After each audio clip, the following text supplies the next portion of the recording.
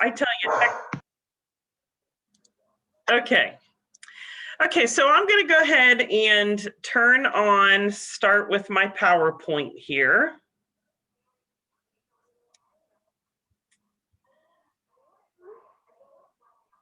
Okay. Hopefully everyone can see that. Great. Okay, so how do we develop assessment capable visible learners? So this is the book that I'm basing this off of. Some of you may be at a school where your principal has already purchased this for you. So next year, and you may or may not already know this, we are going to have a focus on teacher clarity for the Archdiocese. So the principals, along with a small team from their school, are going to come to meetings, one in September and one in November. And the topic is teacher clarity. And we have national speaker Doug Fisher. I don't know if you've ever heard Doug speak, but he is outstanding. I've watched a lot of his webinars. I've watched him live webinars, and he's great. So next year, the idea is that if we kind of focus on teacher clarity, the whole entire Archdiocese, then maybe the following year we kind of take the next steps. So I will be honest with you, this assessment piece is one of kind of the next steps. However, a lot of what we're going to talk about will be a teacher clarity concept, and you will see what I mean when we get into it. So I think that you'll find that, you will enjoy this. And just like, I've said in the past sessions, hopefully you'll get 1, 2, 3 things that really hit home with you that you can take back and just start implementing right away in your classroom. Especially those of you who have come to all the sessions, there's no way you can take all of these ideas and start incorporating them. You just have to pick what really resonated with you, what the needs of your students are, and that's what you want to try to start implementing. So this is just another piece to add to that. And like I said, you can pick and choose, what you think would be beneficial for you and your students. So basically, everything we're going to talk about today comes down to these 6 things. And these are the characteristics of an assessment-capable visible learner. So number 1, students understand their current performance.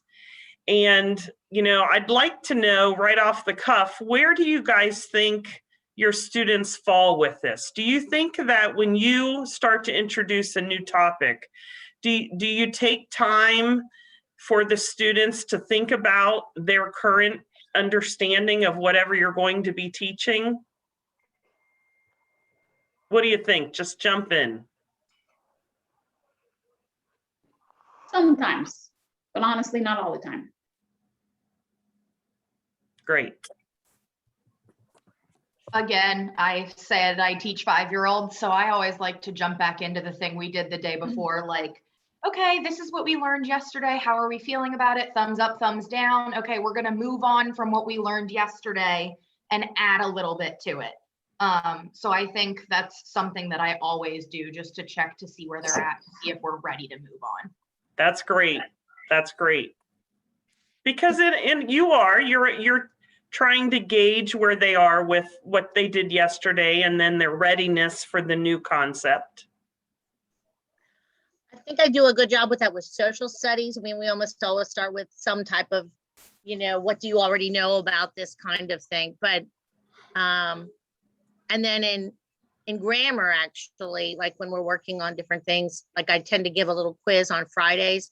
And then on Mondays, we always begin by discussing, and I'll say, I noticed that, and I not only do I give a comment on them, I like to grade that really quick. I give some feedback to them quickly, but I'll say, I noticed as a whole that most of you still had trouble with, putting a comma after an introductory word like yes or no, or, whatever. And, right. And those kind of things. So it does definitely help to improve their performance. They get feedback right away on those little things, but as everybody is saying, you can't always do it. Correct. I was going to say that, again, I teach 7th and 8th grade social studies, and with this point, students understanding where they are, like I do entrance slips, I do homework questions, just like a quick question to see, kind of reviewing what they did that day. And it gives me that information, whether they understand or not what we talked about. But I think what's missing is they are looking at that as just kind of like checking the box, like, yep, I did my homework, I did the entrance slip, I'm good. But I'm missing the piece where they actually reflect on that and what it tells them about their understanding.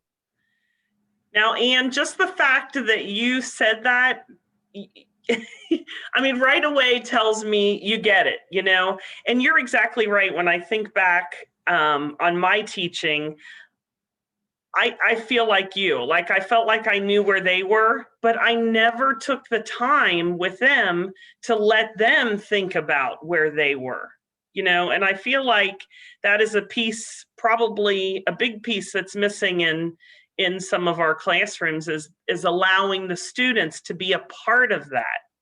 So I'm so glad you said all of that. And I bet many of the teachers that are sitting here are probably thinking the exact same thing. So thank you. And hopefully I'll give you some ideas of how you can get the students more involved in that process. And Sharon, you're going to think that Sacred Heart does only iReady or Ready Math. But we first implemented iReady before we did Ready Math. And the one thing that I really like about that is it has given my colleagues and myself time to have mini conferences with our students to talk about their strengths.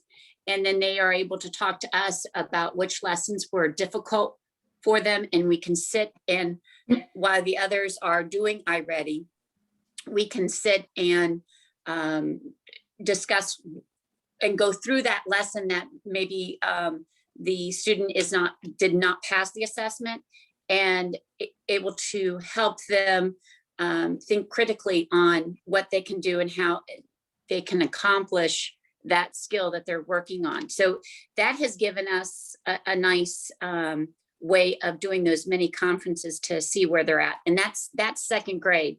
But I will tell you, I need to improve on that across the curriculum area, because even though that does math and reading, I would like to have more of that time with the individual students in the other areas that we have.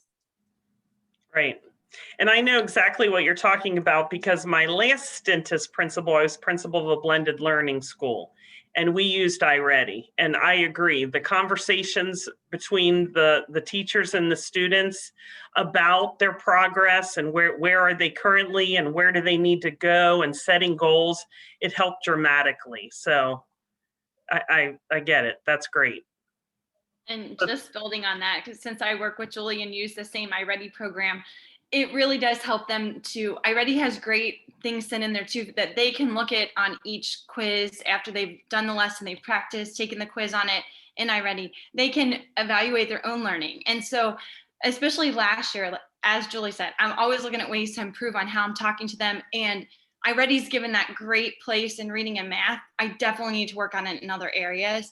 But I was able to see last year that they could look at their score, and then before I had even had a chance to check out their score, because I'm helping other students, they're giving me the little signal, Grandma, I need your help because this didn't go quite the way I had planned. And so they were able to take such ownership for it that it helped them to see where they were headed and how it was going. Or they get all excited because they did so well. Yeah. Exactly. Yes. Yeah. That's great. Okay, so we will get into all of these more as we go along. But number 2 is that students understand where they're going as it relates to the learning intentions and the success criteria, and they have that confidence to take on the challenge. So I wonder where we fall with this. Do your students know where you're going? Like, okay, so they, you introduce the topic of the day, but do they know what the plan is and where they're going? And then at the same time, I'm going to ask you for, to share, do you use learning intentions? Do you use success criteria? And it's quite okay if you don't, because I realize this is kind of a newer concept and we're, rolling this out in our schools, but just curious, do you do that?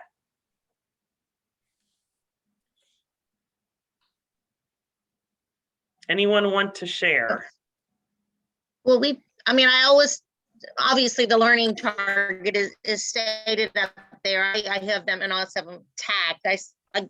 Targets are on strips are tagged up there, but then I will always write every day, I am. what it is we're going to be learning. I text Wait a you minute. again, like, Okay, go ahead. Susan? Okay. And then underneath there, I generally put the activities. And then when I, like in my mini lesson, I talk to them about why we're going to do what we're going to do or whatever. So that's there. Now, do I believe that every single one of them was listening to that and intensely aware of it?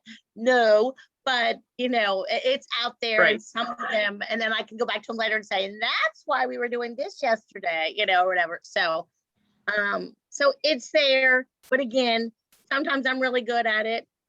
Sometimes, Right. I'm like, that missed the mark. What I said we were going to do and what we wound up doing, we're not the same thing, or whatever. So anyway. But Susan, you bring up a good point that it's one thing to just post it, but you have to keep coming back to it during the lesson and, making sure they understand that, yes, this is the focus. And so, yes, which I realize it is. It's hard to remember to do that.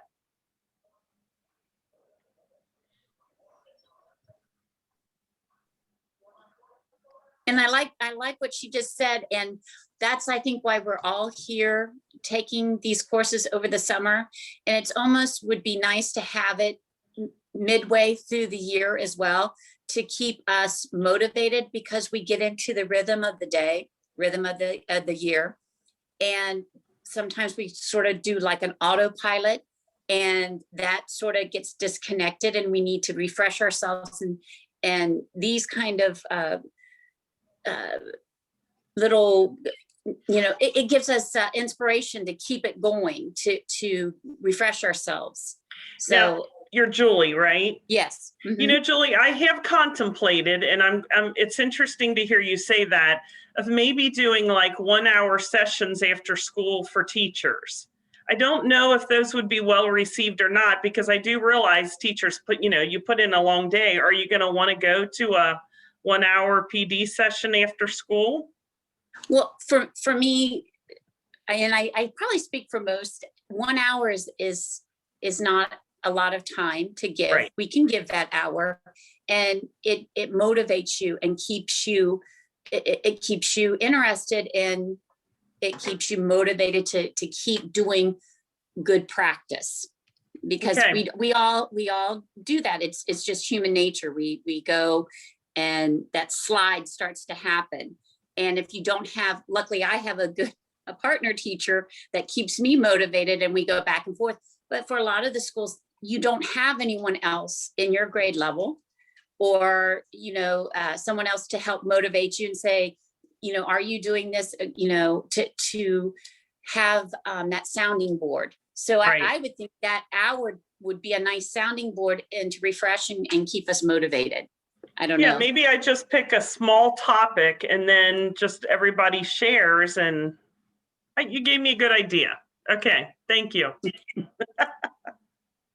With that being said, you need to make sure that when you do schedule that, all schools are out of school, because there's been times when there's been like 3 o'clock. Well, we're still teaching until 3:30 or 3:40. And by the time we get rid of our kids, it's almost 4 o'clock. So That's a good the 3 point. o'clock, 4 o'clock session doesn't work for us. Are we supposed to Right. get a sub for an hour, or, we miss it again? So- Right. That's a good point. Okay, let's look at number 3. So 3 is that students select the tools that they are going to need to guide their learning. I wonder if we're doing that at all. Number 1, do you really know what that means? And we'll get into it. What tools are they talking about? And number 2, do you allow students to kind of pick and choose what they want to use to accomplish a task? I see some head shaking nods. That's good. I this year, of course, I did a lot of Google Classroom stuff since we weren't singing very much. So I concentrated a lot on the music theory this year. So like I would post like a chart of the notes on a staff. Then I also created through Google Slides, flashcards for notes on the staff. And then I, let them choose whichever one worked best for them. Was it easier for them to just look at all the answers, or was it easier for them, more fun for them to do flashcards so that they could pick which way was best for them? That's wonderful. Are you referring to like when they're learning the flashcards for multiplication? Because I teach 3rd grade. Are you referring to them being able to draw an array or to use manipulatives? Yes. Or to do anything that they feel that draw a picture? Yes. I show them all the different ways and then say, you choose which way you like. Is that what you're referring That's to? exactly what I'm referring to. That's great. Okay.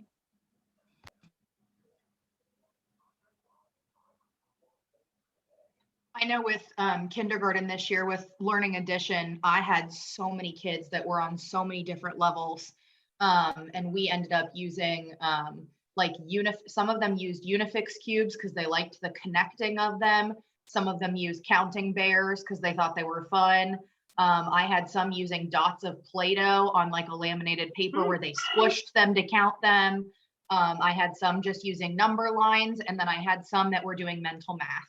Wow. So definitely a range of, they all wanted to do a different thing. And I was totally good with that because they all ended up being where they needed to be. So I think just always being open to letting them choose what works for them is a great way of learning. Great. Okay, number 4, students seek feedback. Think about that. Do students seek feedback in your classroom?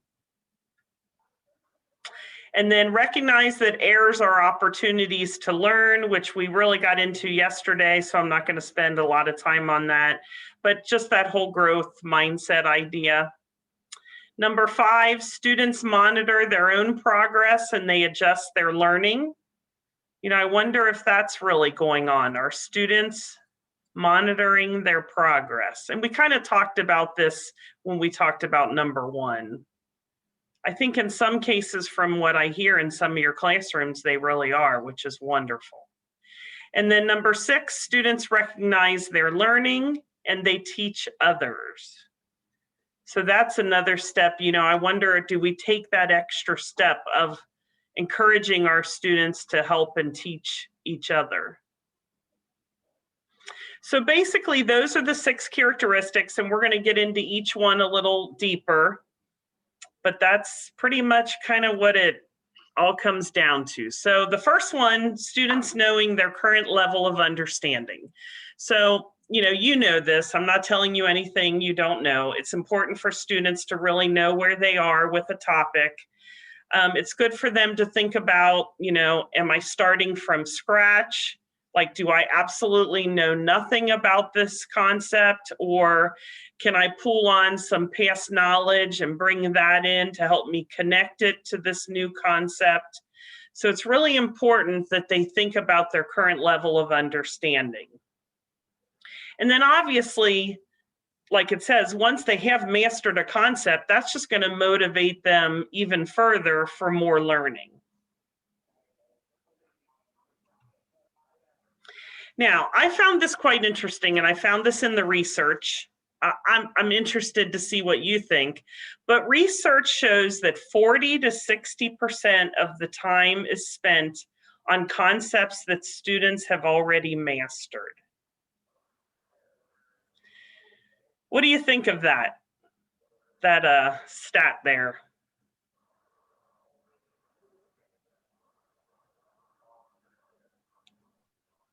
Any opinions?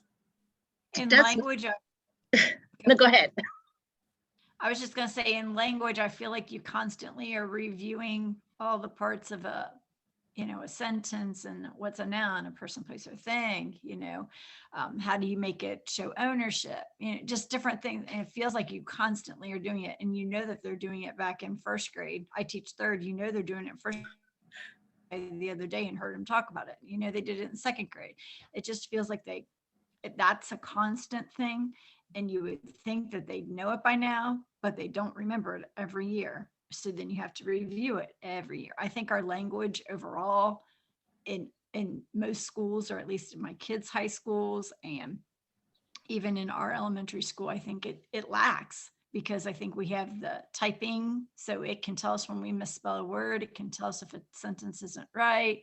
It tells you where you need a comma, and it's things that they don't need to worry about as much. And I think sometimes it gets put on the back burner, which it shouldn't be, but I think lots of times it is. Now, Kathleen, I'm going to challenge you here a little bit. So you said that they don't understand from year to year or whatever, and you used the they, but do you think 40 to 60% of them do know and maybe 40% don't remember? I don't know. This past year, it was tough. I don't know Well, if that's given COVID, yes, that was extenuating circumstances. It's something to think about. Yeah, that's true. I mean, it seems like this. I mean, I had a small class this year, but it seemed like the same kids answered the same questions every time. And, I go to that same person because I knew they knew the answer, and it'd be like, yeah, don't you remember we talked about this last week? And, a common noun is any old noun, but a proper noun, that's a special person, place, or thing. What do you always do to us? Oh, yeah, we capitalize, just the repeat of it. That's what I'm referring to. And I don't know Right. if that's just forget. And then as soon as you remind them, oh, yeah, I remember that. Or if it really is, we don't remember it. I don't know. And it could be a case where some kids don't want to speak up, and there could be a whole lot going on. It would be I had a good interesting. class that liked to talk this year, let me tell you. Wasn't that? Yeah, but at sometimes all. they don't like to talk about school stuff. But yeah, I get you. Well, Any other opinions out there? Well, clearly, if research shows that, clearly we should be spending a little more time like pre-assessing to see, how much, maybe we don't need to spend as much time as we do working on certain things. So many times I think that kids maybe have the concept, but what they don't have is the vocabulary that goes with it. So like Kathy, you could say, that they know the steps, for 2-digit multiplication, but they're not going to remember this one's called, the multiple, and this one's called the product, and this one, what I mean? Like if it's at the test says find the product. So, there's parts of it they do know. We started working with this IXL. It's sort of an intervention. And it was funny. I was thinking about what we just said. And so it allows the kids to like self-diagnose, the teacher can see it too, and then spend the time working on the skills that they have more difficulty with, so that, but I have to say the kids needed a little guidance in picking those skills because they wanted to keep doing the things they did well, which is what we just saw. It gave them confidence to build upon those skills. Yes, it did. But then obviously the things that they didn't do as well, they didn't want to deal with at all. So, you have to direct them with those kind of self-monitoring kind of progress. But it was interesting for them to see. I think it definitely raised their awareness of whether their strength was vocabulary or grammar or reading comprehension or something like that. Anyway, but I do agree. We definitely probably need to spend more time like pre-assessing and seeing what they already know before we just automatically teach the unit or whatever. And Susan, that's a good point, because I think a lot of times teachers maybe hesitate to pre-assess because of the time involved. But then if you think about it, you might save time on the back end because maybe you don't quite have to teach everything you were going to teach. So yeah, that is interesting. Sharon, also, I was wondering, how do you all feel about this? Like, you know, when you teach all this, the language stuff, and then, or even your spelling words for that week. And then later in the week or 2 weeks later, we didn't capitalize the word I. We didn't capitalize that, you know, the things we know we're supposed to capitalize, people's names, you know, places. And it's so frustrating. And it's like, we just did this. You know, what's the percentage of that you incorporate what you've been learning? It's not you to learn it for the test and you're finished, but you actually use it throughout the rest of the year. What do you? Yeah, well, yeah, How do you do that? well, and you're talking about surface learning versus deep learning versus transfer learning, you know? Yes. So Right. what tells me is if they forget it a week later, it was just surface learning, you Right. know? So, right, we have to think of, and you know, I had a PD session I did with the principals on that exact topic. What do you do when they're at the surface learning level? What activities should you do when they're at deep learning to progress? So that's a whole nother webinar. Okay. That's a whole nother session. Make that one of your after school things. Yeah, I know. That's what I'm Okay. thinking. That would be a great topic. Yes. Would be. Yeah. I totally agree with Kathleen because, you know, we as teachers spend so much time going back and showing them, you know, remember, you're supposed to capitalize the I am important. And like last year, I taught 5 religion classes from 1st grade to 6th grade. And it didn't matter which class it was. There were still kids in 6th grade who were not capitalizing, who were not using periods, who were not doing all the things that you know the English teachers are teaching and you're trying to reinforce, but how do you have time to do that with each child and still cover your curriculum? Well, and I think part of that relates to what we're talking about today is getting the students more involved and to take ownership of their learning. And that just makes them more motivated to learn, which then I think helps with a deeper understanding. But those are all great questions.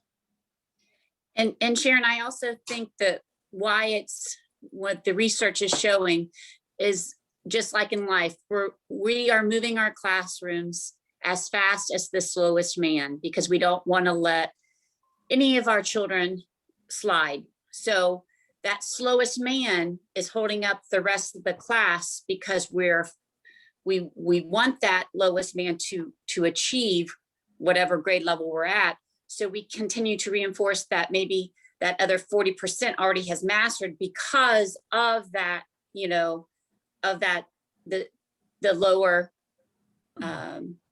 Right. the slower learner. And so we're so worried about that group of children that without pre-assessing, which again, I need to work on more, we're leaving out those higher achievers, those ones that have already mastered in if you're talking about the English language or math, we're sort of doing a disservice for them because we're so worried about making sure that, you know, that's the slower learner is able to grasp those concepts for that grade level.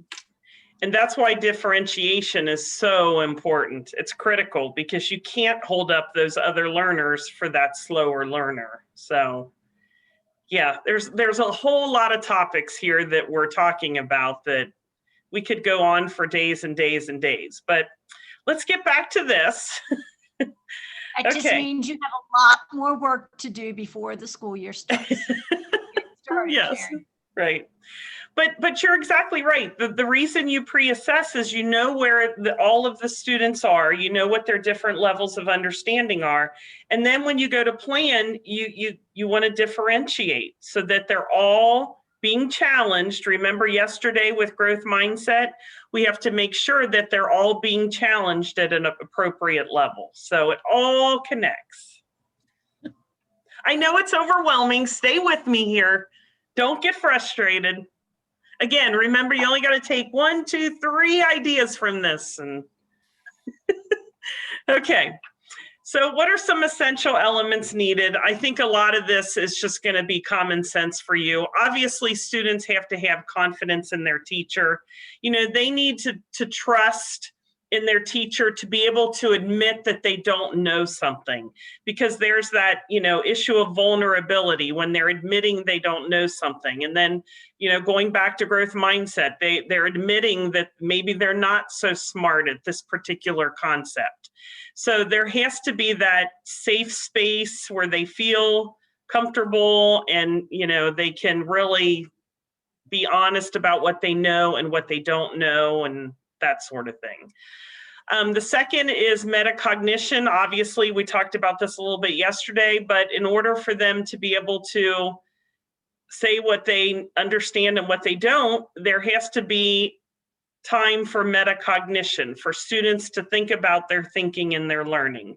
And we talked about this yesterday, but I know that some of you weren't there yesterday, but just some ideas like asking students to estimate a task difficulty before you introduce an assignment or a topic. And they just can do, you know, 1, 2, 3, 4, 5 on a scale of 1 to 5. What's the task difficulty? Because it makes them start thinking about, well, what do I know about that? Is this going to be hard for me? Asking students to share their understanding about a concept, to see, think, wonder charts, and I have some examples of those coming up. If you've never used a see, think, wonder chart, we kind of did that a little bit yesterday. But here's an example of one see, think, wonder chart. You know, what do you see? What are you thinking? What do you wonder? So before introducing a topic, you know, you just throw it out there and see what they know about it. This is the same thing, it's just a different format. See, think, wonder. I saw this, and again, if you just Google this stuff, I'm telling you, you guys, there's so much out there, and I know you know that, but I thought, oh, this is a great idea. Or if you just put a big, you know, paper up in the classroom and you ask students to write, you know, on their Post-its, what do you see about this? What do you think? What do you wonder? I thought, oh, that's great. And then they just all put them up there, and you know, you could keep that, you know, displayed during the whole unit or whatever, you know, the class, or I just thought it was a great idea. So I wanted to share that with you. This is just another example of see, think, wonder, just kind of writing it down on construction paper. It appears to me that like maybe groups did this because of the different handwriting. So maybe, you know, you can have the kids, they could partner up, they can get in groups and work on this. Have any of you done a see, think, wonder chart? Just curious. Some of you have. Okay, well, good, good. Just another tool in your toolbox. Hopefully, maybe you might want to try sometime, because it's very easy. It's not hard on the part of the teacher.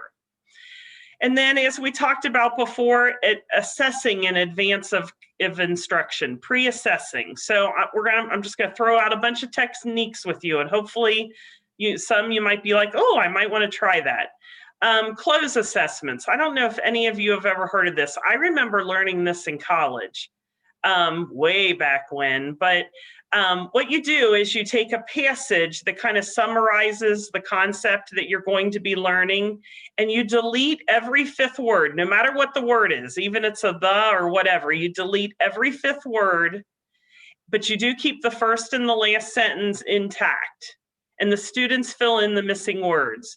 And then based upon how they do, you'll see the percentages here, you kind of get an idea on where they are with that concept. And then you can take that passage, and that could be like a little study sheet for them to help study for the assessment. Here's an example of like a closed passage. So this is second grade social studies. You can see every fifth word, it doesn't matter what it is, A, community. And if they can fill that in, again, going back to the percentages on the prior slide, that gives you an idea of where they are.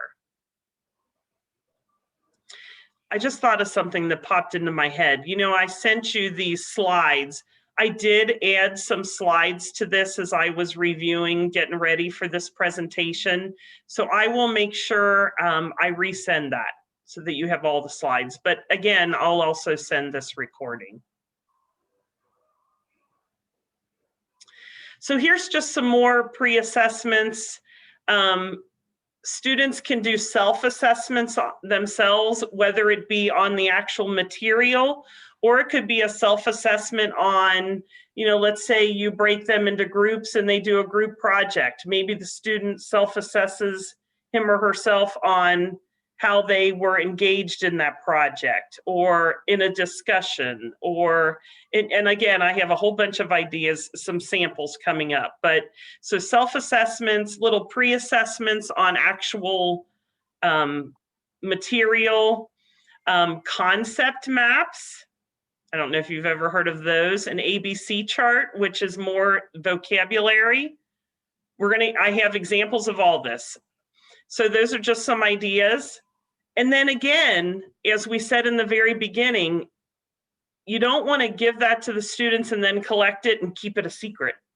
You want to make sure that the students know where they are, what their current level of understanding is on this particular topic. Okay, so make sure you take it back to the students and share it with them. So self-rankings, where you can rank the learning intentions or the success criteria by the perceived difficulty. KWL charts, you're probably all familiar with those. You know, what they know, what they want to know, and then after they've learned it, what they've learned. Just brainstorming, where, you know, you have students brainstorm, what do you know about a topic? You could use sticky notes, you could do whatever, you know, you want. And that's another interesting, where they can decide, you know, they come up with an idea, a brainstorm of what they think they know about it. And then you can have a number line chart from uncertain to possible to certain, and they put that up where they think that falls. So, oh, I definitely know this about this topic. I'm going to put it at certain. And you might find that they really aren't. So that's an interesting little activity. Anchoring, and I'm going to show you some anchoring charts here too. But what anchoring does, it helps them to connect a new topic to a topic they already knew. Okay. Okay, so here's a whole bunch of examples. So, you know, this is just one example of a concept map. Again, you would leave a few of the boxes empty and see if they can fill the words in. This is for our high school folks out there. This is chemistry. Again, you probably would want to leave the inner circles, the inorganic, biochemistry, physical. You'd leave those blank and see if they could fill those in. This is the ABC chart that I talked about, the vocabulary. So whether you're reading a story or maybe it's, you know, a unit of study, whatever the case may be, they can write down the vocabulary that they weren't so sure about. And so they write the words in there, and then you can have a method for them if you want them to later define them, or, you know, however you want to proceed with that. But this is just a nice little tool for them to self-monitor the vocabulary of what they're learning.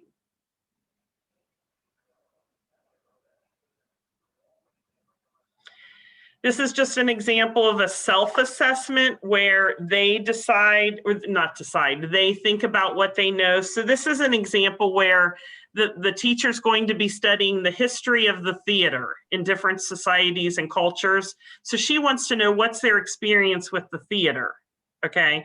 So you can see on the left-hand column, there's your different genres. well, they're all, well, yeah, there's some different genres. And if they've seen it, if they've seen a live production, if they've been in a production, or if it's totally new. So again, that's just a self-assessment for students to self-assess where they are with theater.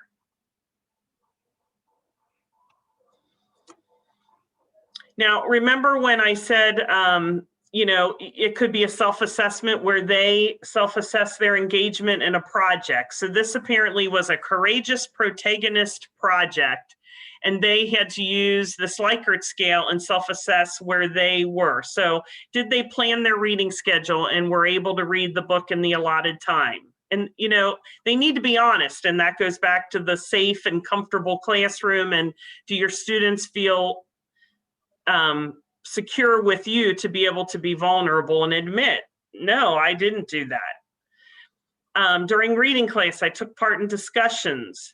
I respected the opinions of my classmates, and then there's just some open-ended questions for them to answer. So that's a great self-assessment. For the little ones, our kindergarten teachers, or even first, second grade even probably, you know, you don't have to do a Likert scale. You can do a happy face, sad face. You know, let's say they write, I don't know, kindergarten, they don't really write sentences, maybe toward the end of the year, but, you know, maybe first grade, if they write a sentence, then they can self-assess. Did they use capitals to begin their sentence? Did they use periods, finger spaces between the words, or whatever you use to teach them the writing? So that's just a great way. You know, maybe you take that and you have it on their desk, like you tape it on their desk. And before they turn a writing piece in, they always have to at least visually look at that little self-assessment and decide if they did that.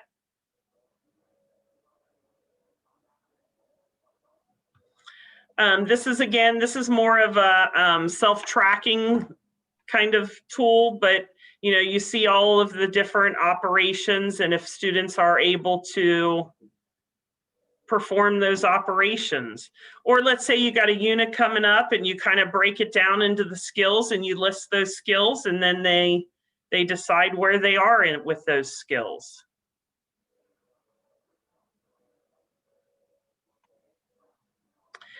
I talked about the anchoring table, where you anchor a new concept to a known concept, and this is just an actual format. So here you would list, you know, you put the name of the new concept, then you, the teacher, would come up with the known concept, and you ask them, now, what do we remember about whatever it is? I have some examples. You list those here. Then you teach the new concept, and then they list the characteristics of the new concept that they just learned, and then what are the shared characteristics between them.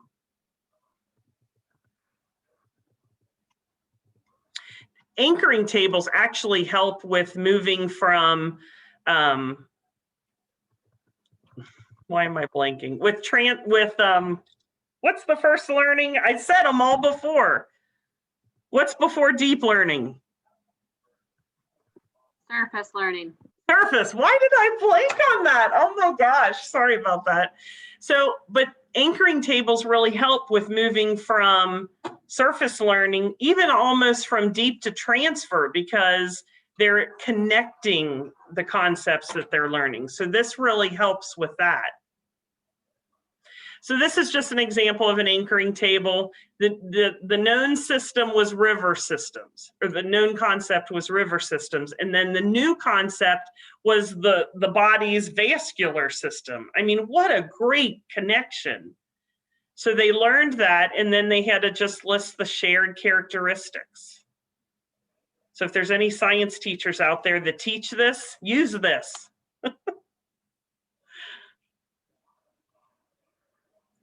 Okay, I have a video that I want you to watch that'll round out this first number one. And I've used, you will see in this presentation, I do have a few videos listed, but I want you to hear from teachers, and I want you to see teachers using it with their classes. So this is a 5-minute little video here, but I I'm hoping you will find it beneficial.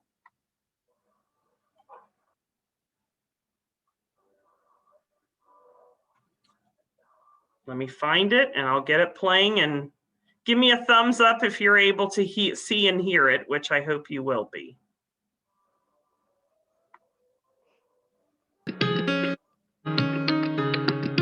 Is everybody good? No, can't see it? Uh-oh. At the end of We today's can lesson, hear it, but we can't see it. Interesting. Why wouldn't you be able to see that?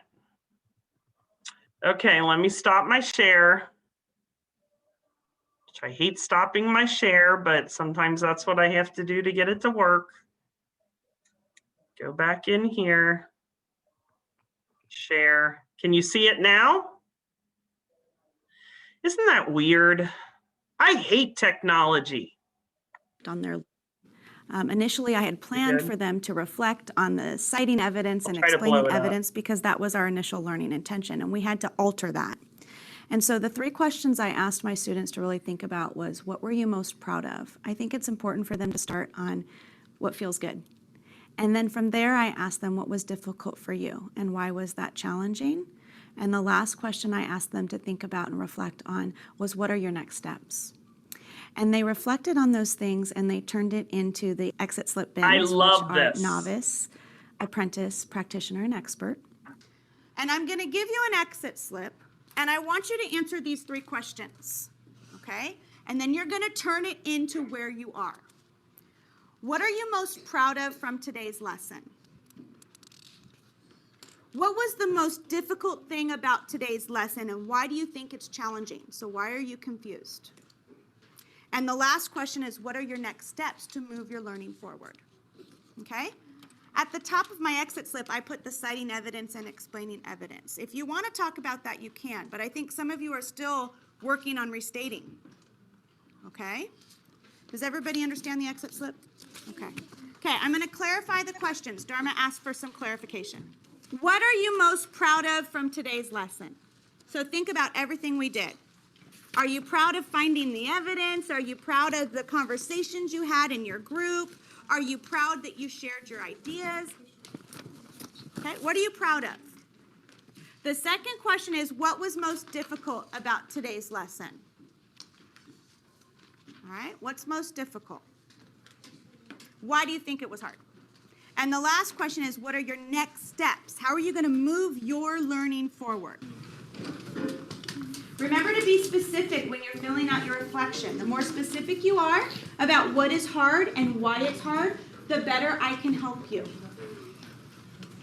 I take a look at what they've reflected on. I take a look at what their thoughts are, what was difficult for them. So I look at the way they answered the questions, but I also looked at where they turned it in. This is very evident to me as some of the students were walking over that they put their exit slip in practitioner when they still may really be struggling. And that gives me feedback about whether or not they really understand where they're supposed to be in the learning process. And so I think about where are they turning it in and what are they saying is difficult for them. And I use that information to help plan my lessons and guide my instruction. I try to make it really visible for students, not just have they learned, but almost more importantly, have they not learned yet what it is that's intended? And if that's the case, they'll know that they can't check that success criteria or that box off yet. And if that's the case, then we have a couple of things that they can do to address that. Part of the PAR process that's built in is they do have multiple attempts to continue to work at it, receive feedback, and have that cycle keep going. But then in addition, once they have their ultimate feedback from me and they're still not satisfied with their level of learning, then we have some other things that they can do. We do have our daily assignments that are also aligned to the success criteria. For me, what's important is that literally everything we do in the class is very clearly aligned to these success criteria, so they can see on the success criteria level where their learning is not happening, so that then they have the tools and the ability to address it through other assignments or other things that we've worked on. So your success criteria, you will know that you have successfully achieved the purpose of the day when you can say with confidence, I can do the following. And you can go ahead and get these written in your notebook too. I'll have them back up in a little bit. I can recognize, interpret, and graph constant functions. I can evaluate piecewise functions and explain my thinking, and I can graph piecewise functions. Okay, so 3 separate success criteria that will help you know whether or not you're on the path to achieving the learning intention, to achieving your content purpose. If you're not done writing the I can statements, that's okay. You can pause on that, and we will. You'll have time to write that later, I promise. Because we're, like I said, in large part, we're going to be focusing on this first one today. I have data. I can see who it is and how many are not achieving certain success criteria. So I've had recently a situation where, my goodness, there was a par that across an entire class period looked pretty good, and then another class period was not looking good. And I'm trying to figure out what in the world must have happened. Obviously, that's on me. There's something that I did differently in those classes that caused one group to respond well and the other not to. So then that's going to be a call for some sort of reteaching or revisiting that lesson, or maybe even just that success criteria.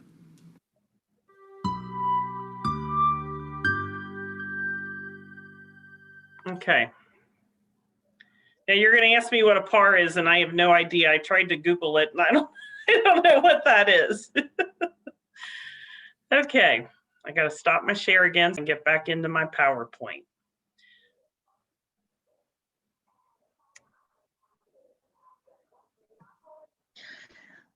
I was trying to catch, I'm on the video and the teacher had the 3 places the students could put theirs. Was it practitioner, novice, and expert, or were there more than that? Did anybody catch all those? You know, what were they? There was an expert, practitioner. Yeah. I don't know. I didn't write them down. I know. I was looking at it because I'm like, ooh, that's a good one. What? I think it was novice. That's what I thought, but I wasn't sure. Did she have 3 or 4? I thought there was 4. I know I'm missing the 3rd one. I think it was apprentice too. Apprentice. That was it. That was probably the first. Okay. Yeah, I think she had novice, apprentice, practitioner, and expert. Novice. Okay. But you know, I mean, those terms might throw the kids off. I don't know. You could always do totally understand, don't understand at all, you know, so you could make that a little simpler to understand too. But I think that is an excellent way to do that, because I bet a lot of you use exit slips. But the benefit of that is they can gauge that. That's just one extra step for them to gauge, well, where am I with this? You know, and it goes back to that self-assessment. You know, just filling out an exit slip, you know, are they really thinking about where are they with that concept? That do they understand it or not?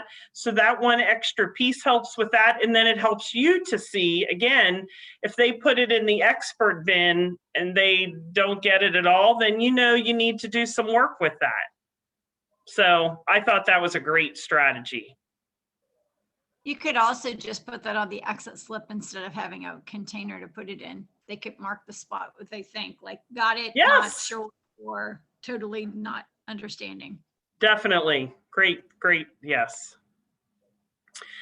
Okay, so that pretty much wraps up number 1. So here's the key points for number 1. It's critical for teachers to assess students' knowledge prior to beginning the unit of study. But both teachers and students have to know that what the student's current level of understanding is. We have to share that with the students.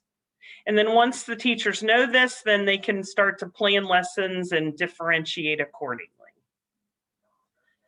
So let's take a minute.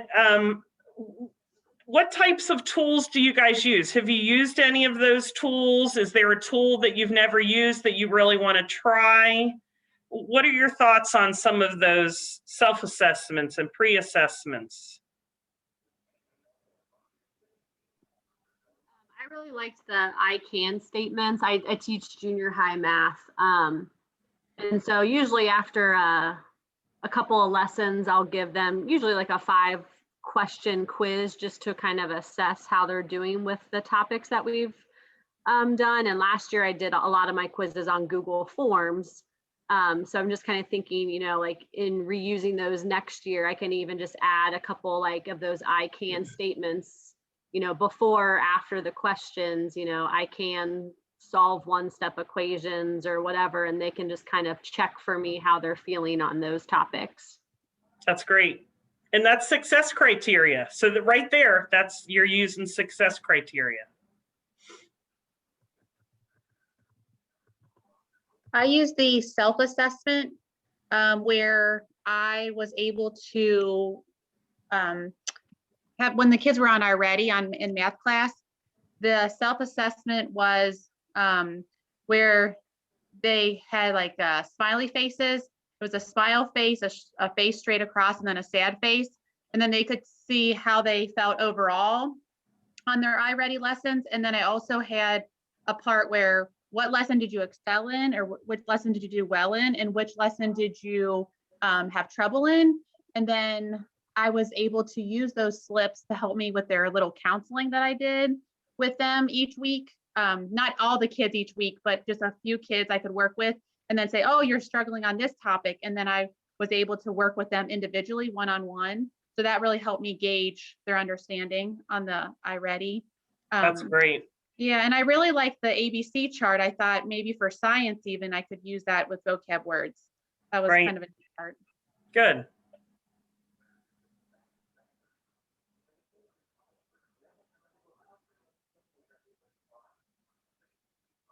Anyone else?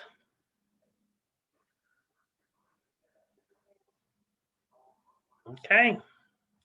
Share. I know I keep going back and forth, but when we're discussing, I like seeing people's faces and not looking at the PowerPoint. So,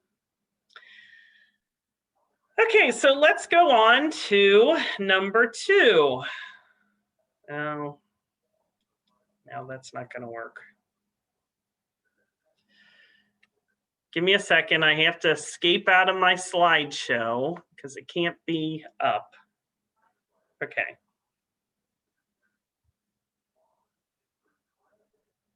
Okay. Isn't that weird? I have to escape out of my slideshow to get it to advance. Okay. Number 2. So students understand where they're going and they have the confidence to take on that challenge. So this is where we're going to start talking about learning intentions and success criteria, because that is where they're going. Okay. So learning intentions, you probably know what these are. You know, sometimes they were called objectives, learning targets, you know, they have different names. Learning intentions is the term that the visible learning folks like John Hattie, Doug Fisher, that's the term that they use. But basically it tells the students, you know, this is what I'm going to be learning. So it signals to the student what the purpose is for the learning and cause the student to see the relationship between the tasks that they're actually doing in class and then the purpose, what they're going to be learning. So, you know, if we're going to complete this worksheet, this is why we're completing this worksheet. If we're going to do this project, this is why we're doing this project. And then success criteria, that just provides statements for the student to self-assess if they are learning the learning intention, you know, if they're being successful, if they're mastering the concept. So those are, and typically you see those in I can statements. Again, I know you guys probably know this, so I'm not going to spend a lot of time on this. Here's a video I want to show you with a teacher talking about learning intentions and success criteria and using it. Oh, did anybody catch that number? I forgot to look. Let me go back.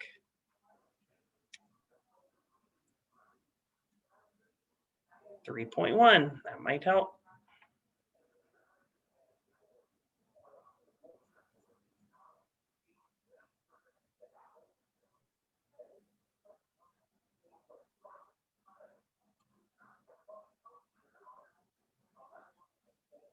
Okay, hopefully you can hear it and see it. I won't have to exit out. Are we good? No. Okay. We can hear it again, but not see it. That is so weird. I'm going to have to stop my share every single time and go back in.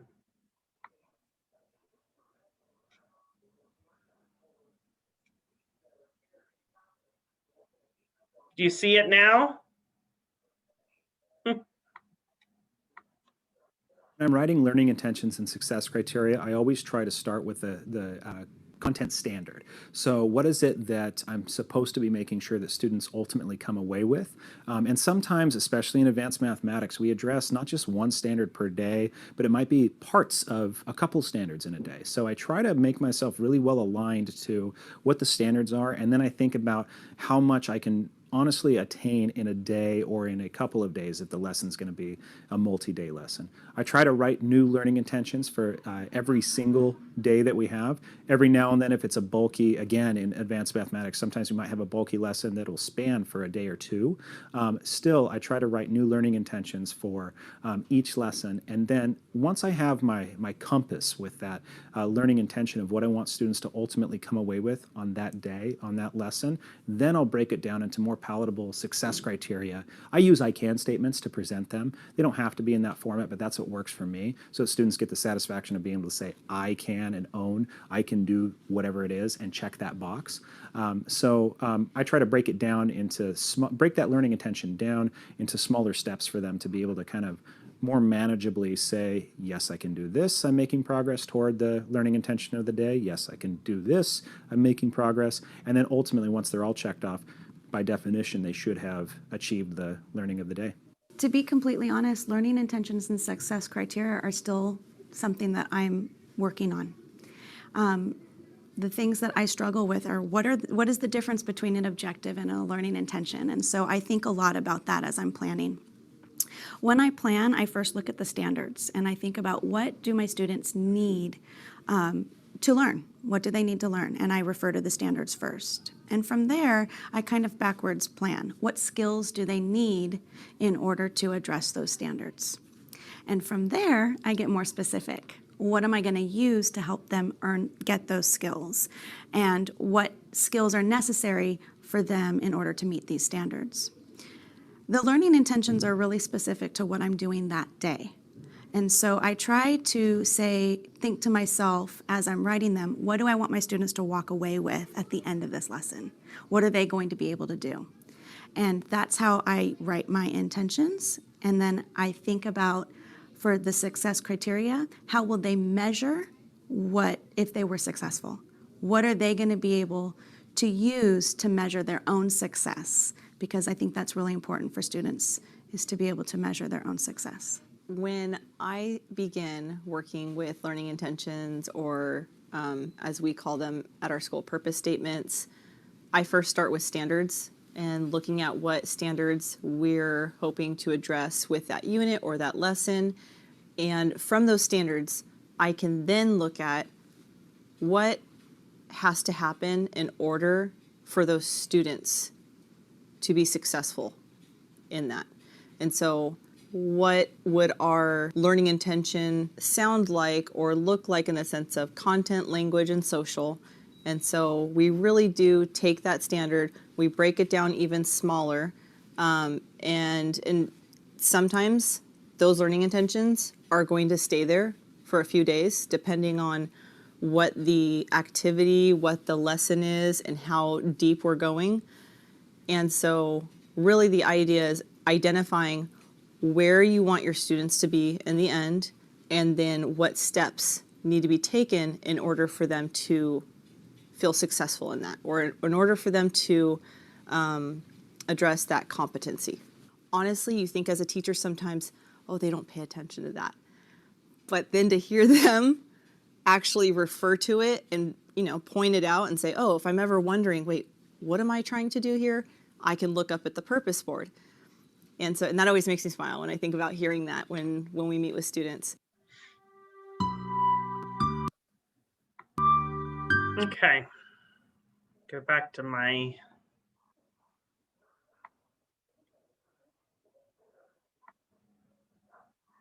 Give me 1 second here. Just got to transition back to my PowerPoint.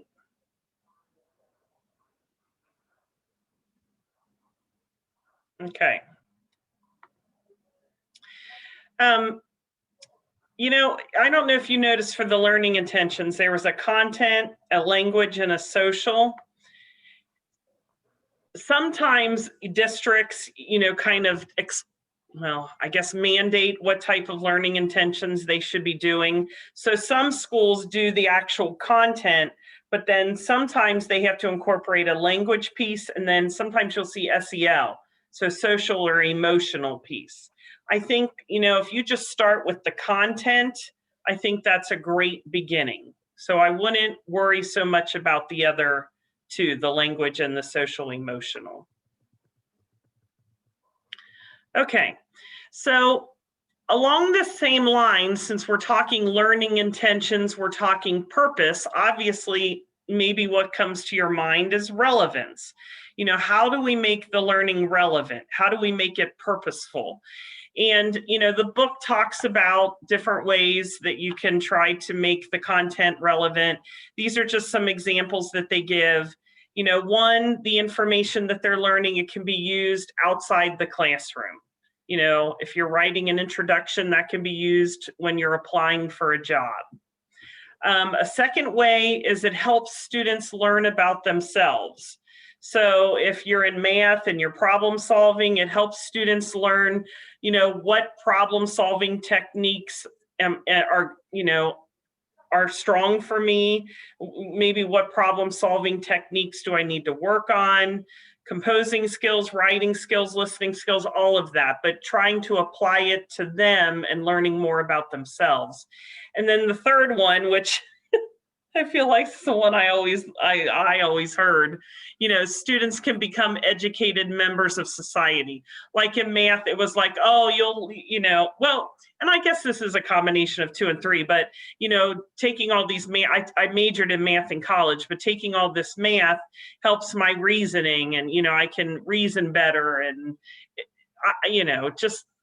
but however you can make it relevant, the better. If you can apply it to their daily life somehow, or what they will be doing in their life, the better.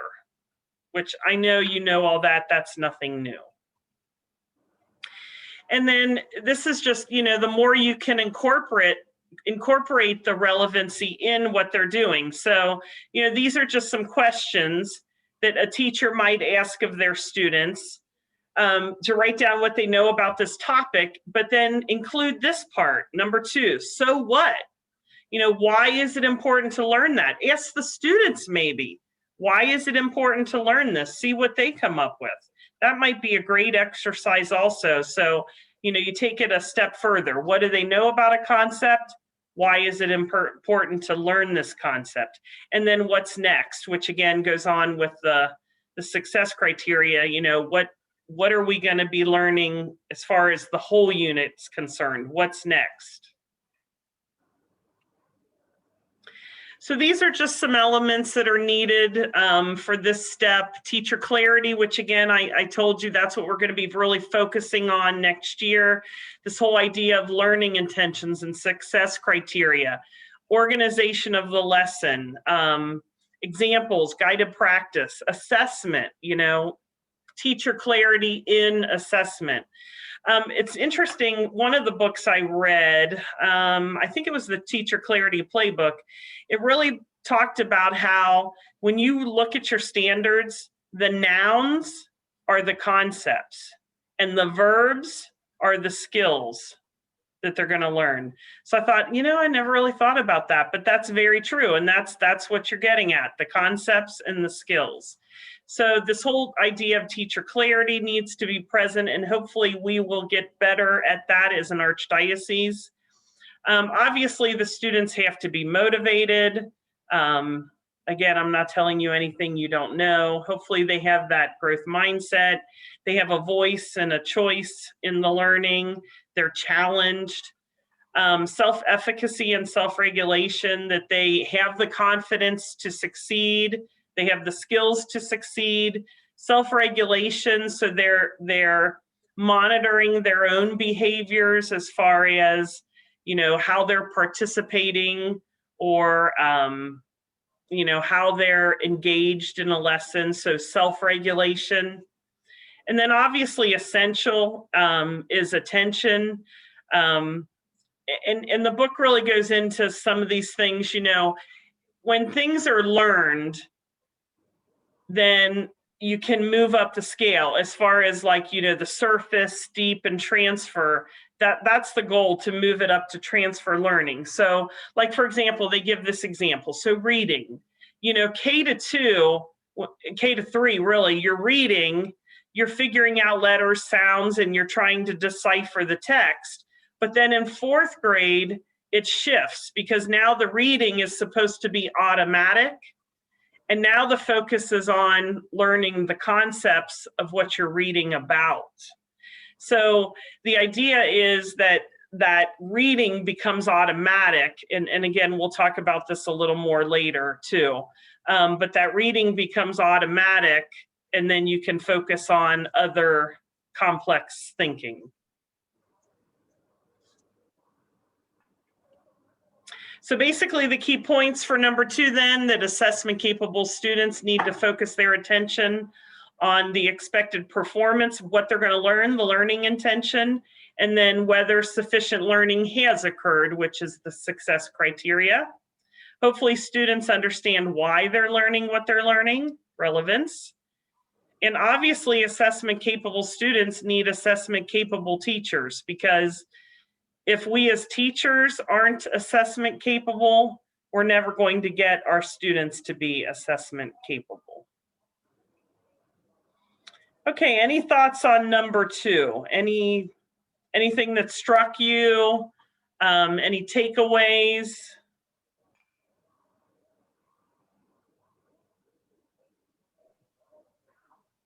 I like how she left up the board. I can't remember what she called it, but how she left up her intentions for the week so that the students, while they were working on it, goes through it. And I noticed a lot of the kids, my kids that I have that are on IEPs, they're such visual learners or multisensory learners that they actually can't just hear it once and understand it or work through that process.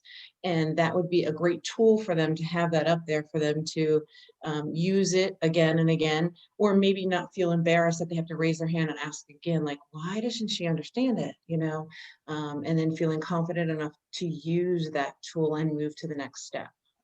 Right, right, that's great. Purpose board, I think is what she called it. Yeah, that's what it was, okay. Yeah, yeah. So yeah, this is Tiffany. I used something similar when I taught music. I had created like a giant chart of the different standards and stuff. And I actually moved around like cutouts of the letters or the numbers for the grades in the classes. Because when you teach, 14 different classes, it's kind of hard to post all of them all at the same time. Yeah. And so I would create the main standards and things that I was trying to address, and then their specific colored letter or whatever was constantly posted throughout the week in the lessons or whatever, so they could refer to it as well. Well, and what a great way to see where they're going. Yeah, that's great. It's really, I was interested in the part where the teachers were talking about their planning process. So I'd like to see if I was sort of in sync with that, or if, it sounded really alien to me, but how they began with the standards, and then they broke down and say, okay, what skills do they need to have that standard? It was exactly what we were talking about. What concepts must be there for them to reach that standard, and then to come up with their learning intentions from that. And, my daughter is in a teacher education program right now at the Mount, and I'm seeing her writing these, 56-page lesson plans and all these things. And it's all about doing all of these things very specifically. And I'm like, oh my gosh. But, if you've been in the profession for a while, the things come much more naturally, and, they have to be able to do this and this and this and this in order to do that. But, if we did this every once in a while, I think it would give us a much better. I do think it's a great thing for us to be working on in the Archdiocese, because teachers just need to be made aware of that every once in a while. Not like they do in Teachers College. They don't need that much time, but that very intentional, systematic way of how they plan for student learning. And if any of you, you really liked that part and you would like to participate more with that, Krista Devine, who is our curriculum director, I should know her title, but she's trying to get some groups together to work on taking the graded course of study and writing learning intentions, and maybe some exemplars. So if any of you are interested in getting on maybe one of those curriculum committees, I think it's been in the teachers' bulletins, but you can always reach out to her, K Devine, Devine, at catholicaoc.org. But what a great way to network with your other, other teachers that are teaching what you're teaching at your grade level also. So I had to put that plug in for her. Okay. I realize, let's see, I tell you what, I think we're at a good stopping point. So I'm thinking, why don't we take a break? Let's take I think we can do a 15-minute break. So let's come back at 10:40. And then just in the meantime, if you have not put your name and your school that you're from in the chat, please do so for attendance. If you logged on late, name and school in the chat. And we'll come back at 10:40 and continue our discussion. Thanks. Thanks, Kathy, for putting that in the chat.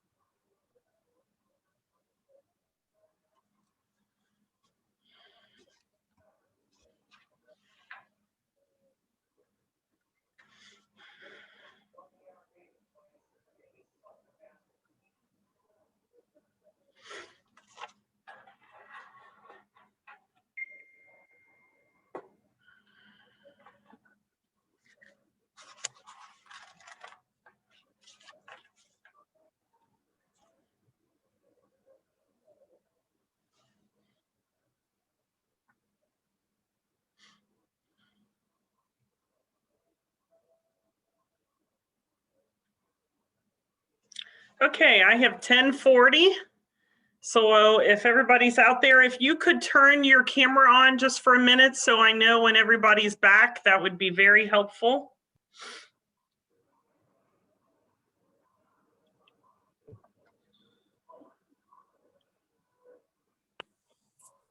Oh, Erica, you're out there enjoying that great weather. That's fine, Katie. Okay, I think we're good. Great.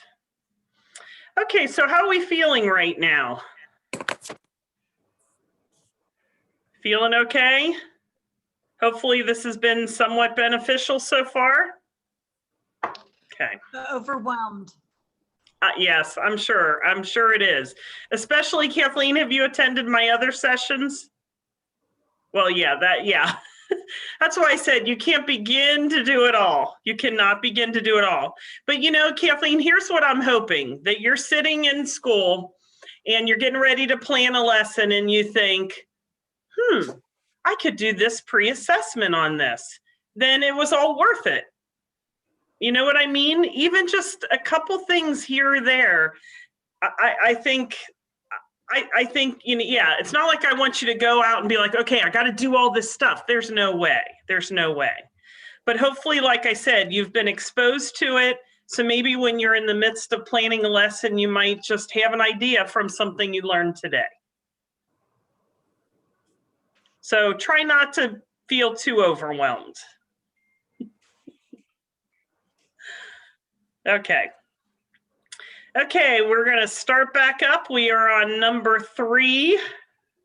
Can I ask a question real quick with like the learning intentions? Sure. So, you know, I've never really used them in the past. I mean, I'll verbalize my intentions with students, but I don't really write them down. So would you recommend, you know, kind of, I guess, doing them on like each day kind of seems overwhelming, but like, you know, for math, would you do it for each chapter? You know, maybe like I like the idea of a purpose board, like, you know, kind of having maybe a bulleted point list of, you know, these are the things that we're going to be doing in this chapter. Is that what you would kind of maybe recommend? Or Katie, what they recommend is that you do a learning intention for every day.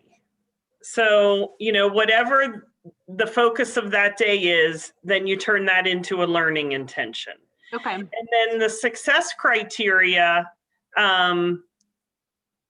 they're broader usually.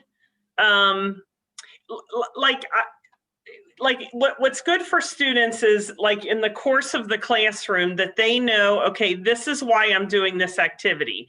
So if you pick something for like the whole week, that might not necessarily relate to this particular task that I'm doing right now in the classroom this day. Does that make sense? Yeah. So that's why they recommend. Could you have like a purpose board kind of like for the whole chapter? And you then could, each day yes. Kind of pinpoint, you know, that way they kind of know where they're going. Yes, you can definitely do that. Okay. Yes. And you're going to get more on this, like I said, in the fall when we have Doug Fisher here with Teacher Clarity. What our hope is that your school teams will then bring it back to the faculty and share what they learned.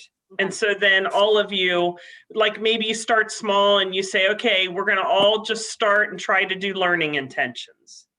And you do that for 2 months, and then they come back together in November.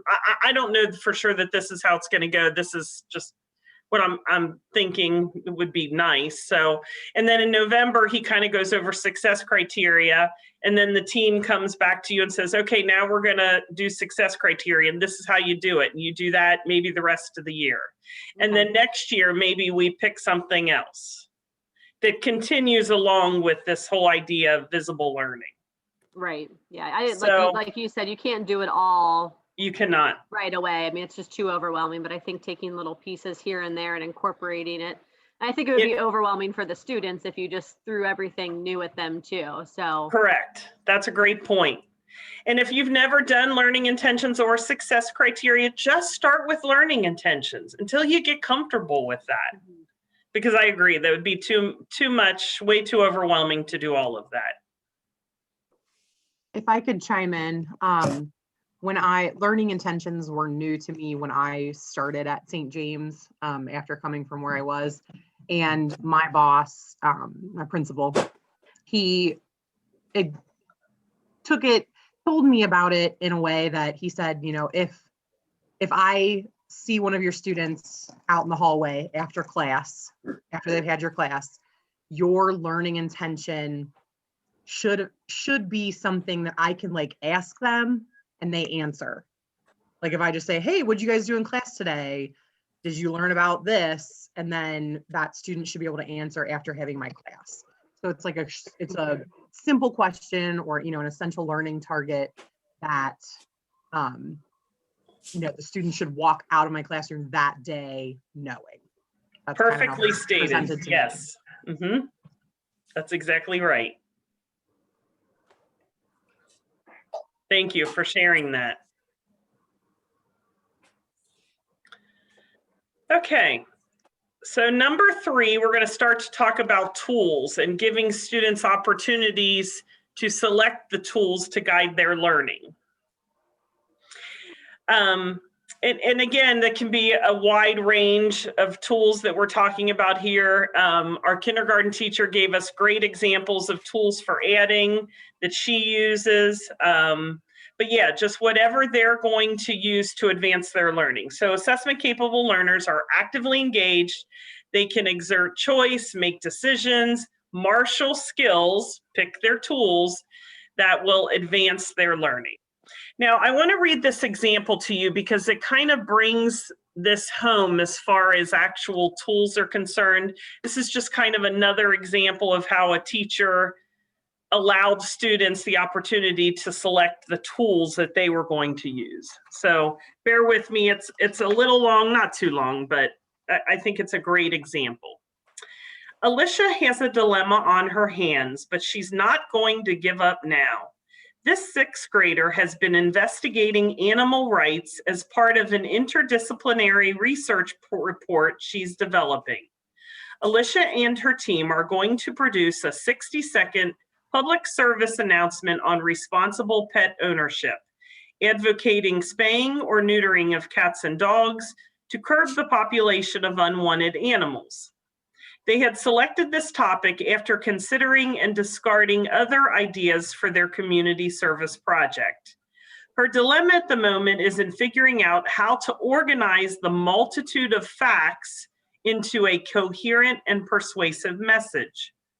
Fortunately, her teacher, Ms. Gregory, has established a system for students to receive feedback and support from her and one another. Stations around the room are labeled scripting, video production, and editing. Alicia considers each of these stations and decides that the script the team initially developed needs more revision, so she heads to the scripting support table. Once there, she finds several supports. There's a checklist for considering the audience and the overall message, which Alicia considers and discards. We've already done that, and it hasn't changed since we got all these facts together about spaying and neutering, she thinks to herself. Next, she looks at the templates Miss Gregory has provided. One is a 2-column template that matches the video shot list to the narration. We're going to need this soon, but not yet. First, we need to get our facts organized before we can write a script, she thinks silently. I need something else. Alicia's face lights up as she examines a template for creating a storyboard. This is what we need.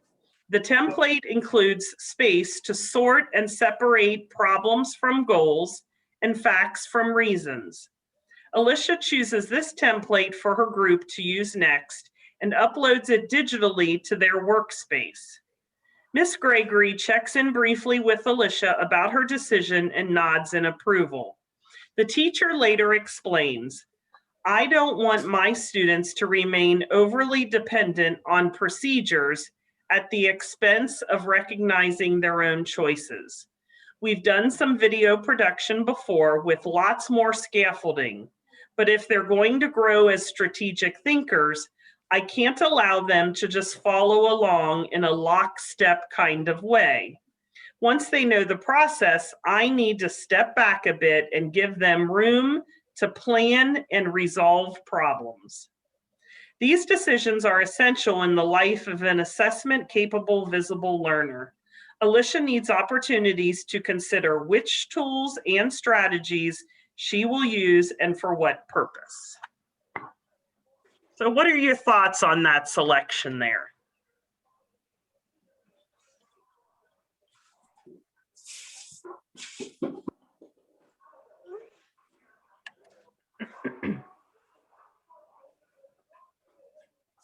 It's really impressive. I don't think most teachers do that.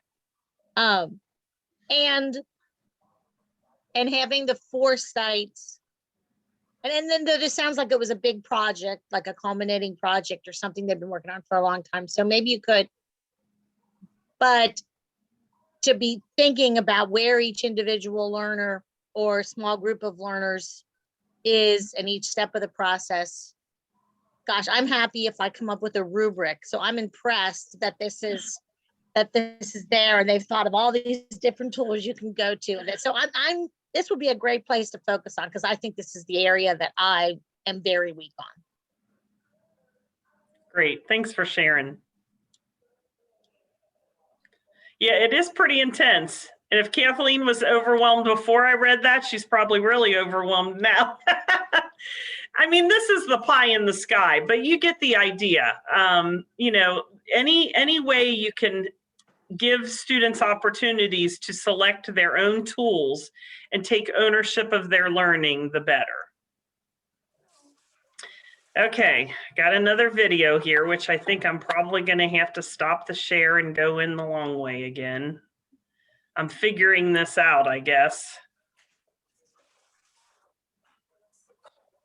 Let's see here. Oh, I didn't escape out of there. No, wait a minute.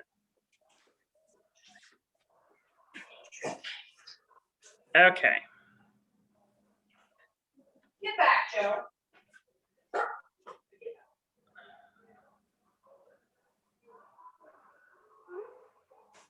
Okay, let's try this again. Okay.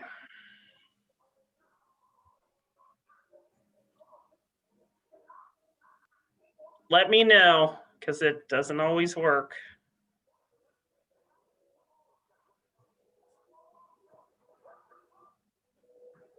Do you see it?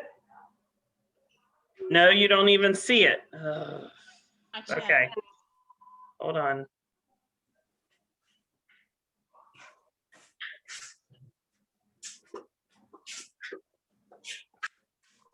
Do you see it now? Yes. Okay, good. Okay. Oh, now I forgot the number. Does anybody remember the video number? Shoot. 4.2. Thank you. Oh. Here we go. Nope, that's 4.1.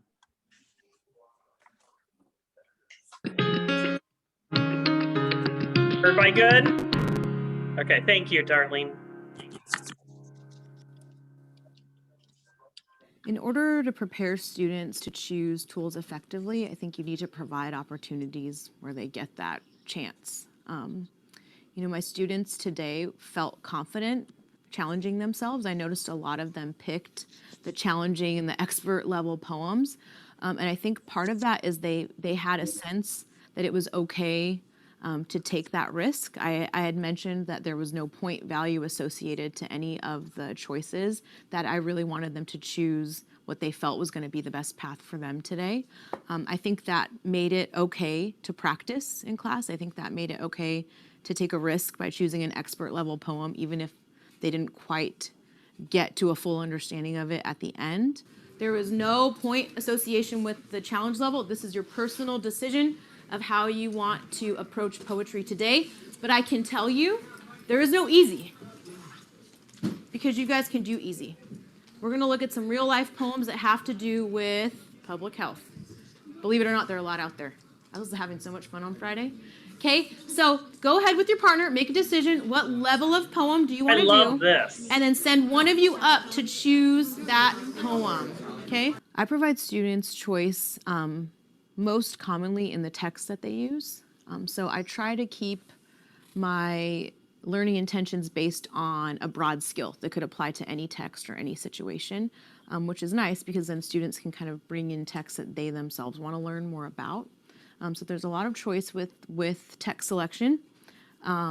Also, I've played with student created success criteria.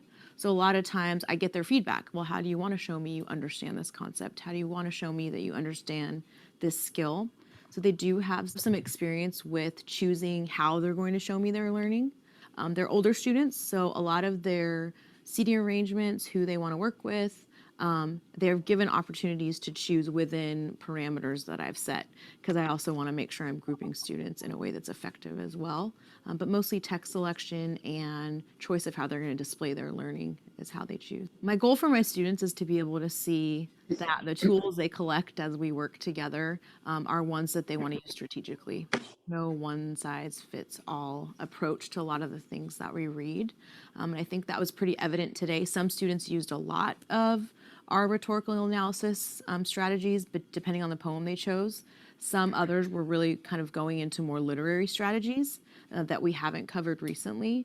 So I think today's lesson showed them that they have a toolbox of sorts, and they're going to have to think about what they need and maybe what they don't need in order to determine what tool to use. That's why I asked that question of what do you need to be able to do? What do you need to know in order to understand that poem? And my hope was that they would come up with some things they already knew, but they would also maybe identify things that they still needed to know. You're going to unpack this poem, okay? I want you to use the strategies that you know already, and I also want you to determine who's going to read the poem out loud. In this way, heavy and thoughtful, warmer than oil or water, I have rested, drooling at the mouth. So, wow, that's very, very vague language, very cryptic language. So drooling at the mouth. I don't know. I think this could also connect to wanting to die. If you're drooling, it means you definitely want something. What makes you think that?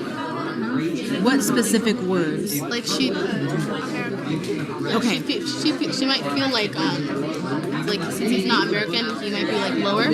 Got it. So less skilled, less qualified. Yeah. Or she might not trust him. Got it. Okay. I loved where she did that, where she let them pick the level of difficulty of the poem to unpack. I thought, oh, that's a great idea. Like, Hello? I think back. Hey, Darlene, it's Gabby. You got it. Hold on, let me mute her. I think back to when I was doing, teaching math. I think, oh, I wish I would have given them the option to pick, the level of complexity of the problems. I just thought that was a great idea. Okay. Let's keep moving here. Catch us up. Move my picture thing across here. Okay. Everybody good? Okay, so in this chapter, he talks about different tools, and as part of the tools, he talks about different study skills. And so this is nothing new to you. You know, there's different kinds of study skills. There's your cognitive, which is your note-taking, graphic organizers, summarizing, practice, rereading, all of that type of cognitive mental skill. And then metacognitive is the actual person planning the work. So planning for the task, monitoring your learning, revising corrected work, self-assessment, self-questioning. And then of course you have the affective study skills, like more the SEL range, the motivation, confidence, growth mindset, goal setting, stress, anxiety, all of that. So when he continues, he's really going to focus on the cognitive study skills in the book. And practice specifically, which is a cognitive study skill. And he spends a lot of time, and I say he, it's really them, it's really Nancy Fry, John Hattie, and Doug Fisher, but they spend a lot of time talking about practice and how it's so important for the learning. It builds expertise and that automaticity that I talked about earlier, that it has to become automatic. Practice has to be targeted, whatever that may be, flashcards, repeated readings, whatever, you know, that's going to be where you build that memorization through the rehearsal. It has to be distributed, so not crammed in the night before. And then self-directed, where the student can select what type of tool they're going to use for that practice. So it's determined by the student. Here's just some more, you know, tools, again, cognitive study skills tools that students can elect to use. Mnemonics, we all know what those are. Graphic organizers, flashcards, and then there's some really great apps with flashcards. If you guys have never, like if you have a use for flashcards in your classroom and you've really never used some of these apps, there's some great apps. Quizlet is really good for flashcards. Summarizing, chunking information, problem solving, all of that type of cognitive study skills that students can choose to use. And again, hopefully the student is driving that decision. And as I said, teachers need to create these opportunities for the students to select their tools. Then he goes in and he talks about, okay, so, you know, when students are using these cognitive study skills, really the next step should be doing some discussions with the students. So like, let's say after a text has been unpacked, then get the students together and give them an opportunity to talk about, you know, what they read and try to incorporate some higher level thinking into that discussion. And if you're interested in this, he goes into this in the book. This is just kind of steps that a teacher can follow for these discussions and trying to incorporate, you know, some of that higher level thinking into the discussion. Again, this is very commonsensical to me. In fact, I bet many of you already do this.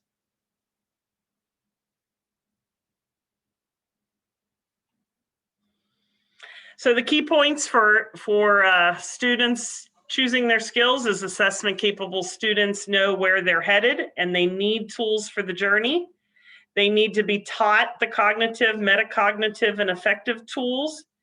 And teachers need to focus on ways that students can learn the content and allow them to select and try out various tools. Any questions, comments, thoughts on this number 3, tools?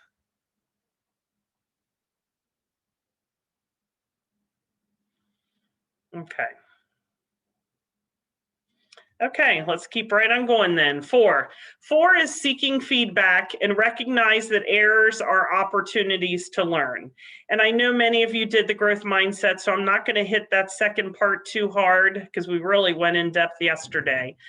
But let's start with feedback. So, you know, feedback is really probably underutilized in our classrooms, whether it be teacher feedback or peer feedback.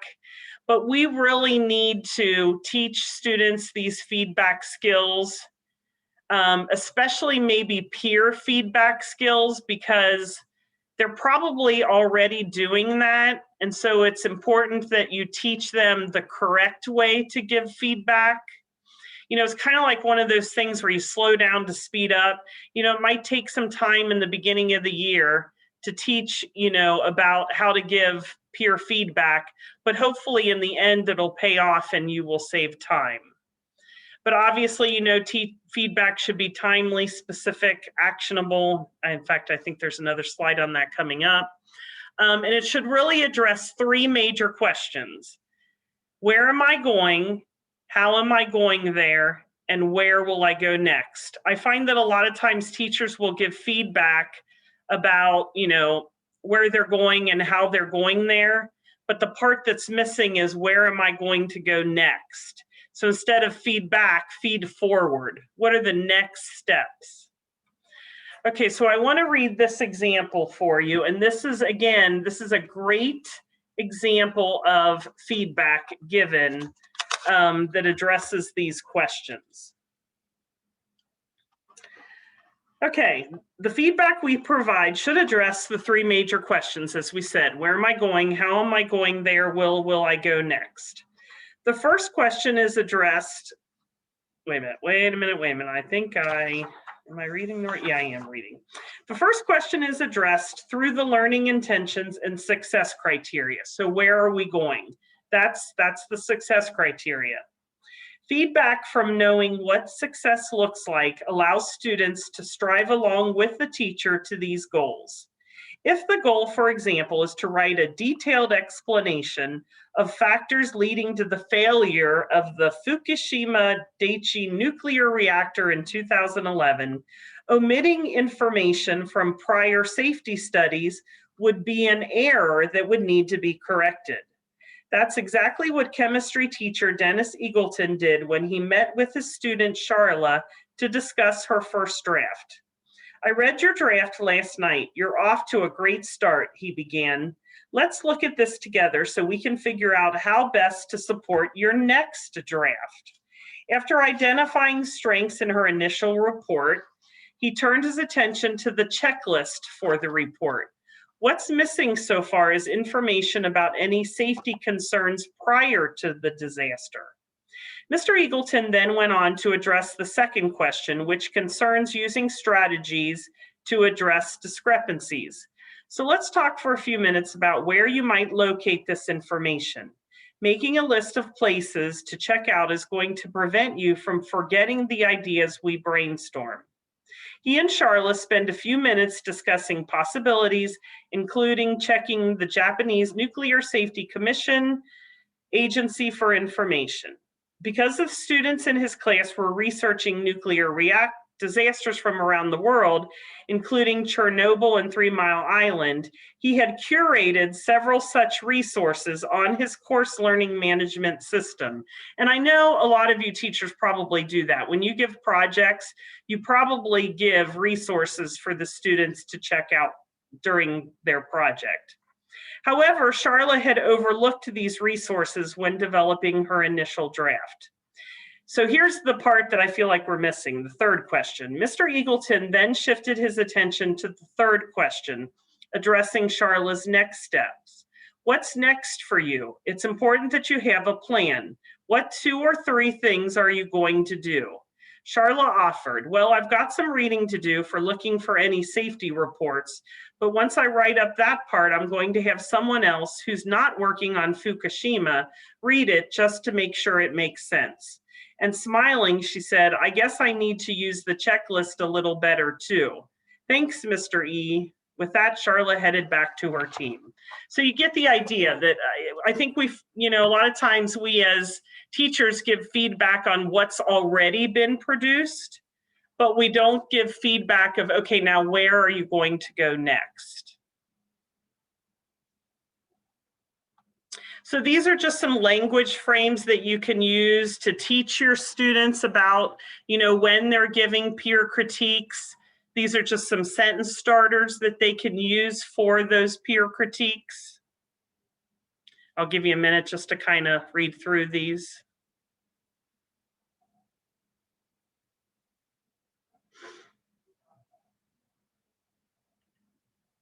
It's interesting, I bought some books on feedback and I was gonna kind of read those and put some PowerPoints together for next summer on feedback. So that's when I say, teacher clarities this year, but then there's steps after that that we need to continue to look at. Okay, hang in there. I know, I really don't have many videos left. So when I say, you might be sick of videos, but let's try. You know what? I'm going to have to stop my share again. Okay. Escape out of here. Escape out of here. Okay, here we go.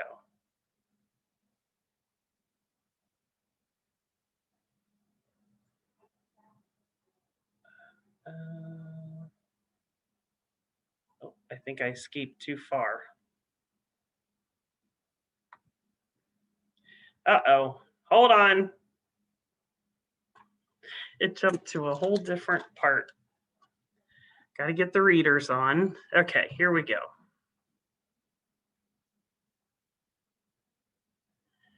Share screen here, share. Okay, can you see that? I can only see Doug. Doug, can you see that? Wait a minute, maybe I gotta click. Give me 1 second. We can only see your screen. We can't see any videos. Yeah, I just see your slides. Okay, okay, because I haven't started the video. Okay, give me a minute. Okay, cross our fingers. Do you see it going to a video? No. No? Okay, bear with me.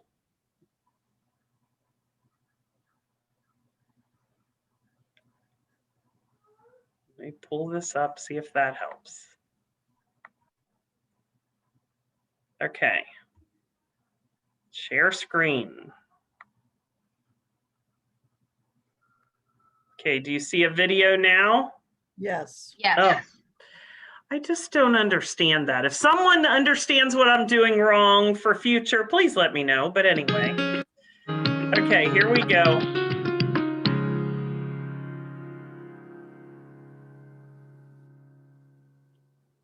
Thinking about allowing students to provide feedback to one another. And we do this continuously, and in the beginning of the year, again, taking it slow and ensuring that they're not rushing through. But what we found is if we take the time in the beginning and really provide them with the scaffolds, the strategies, whether it's we have language frames set up for peer reviews, and those language frames even have guiding questions on something that they can look for or on the success criteria. The success criteria today had suggestions. Okay, maybe this scholar could use more support on this, giving them an idea on what kind of feedback they can give.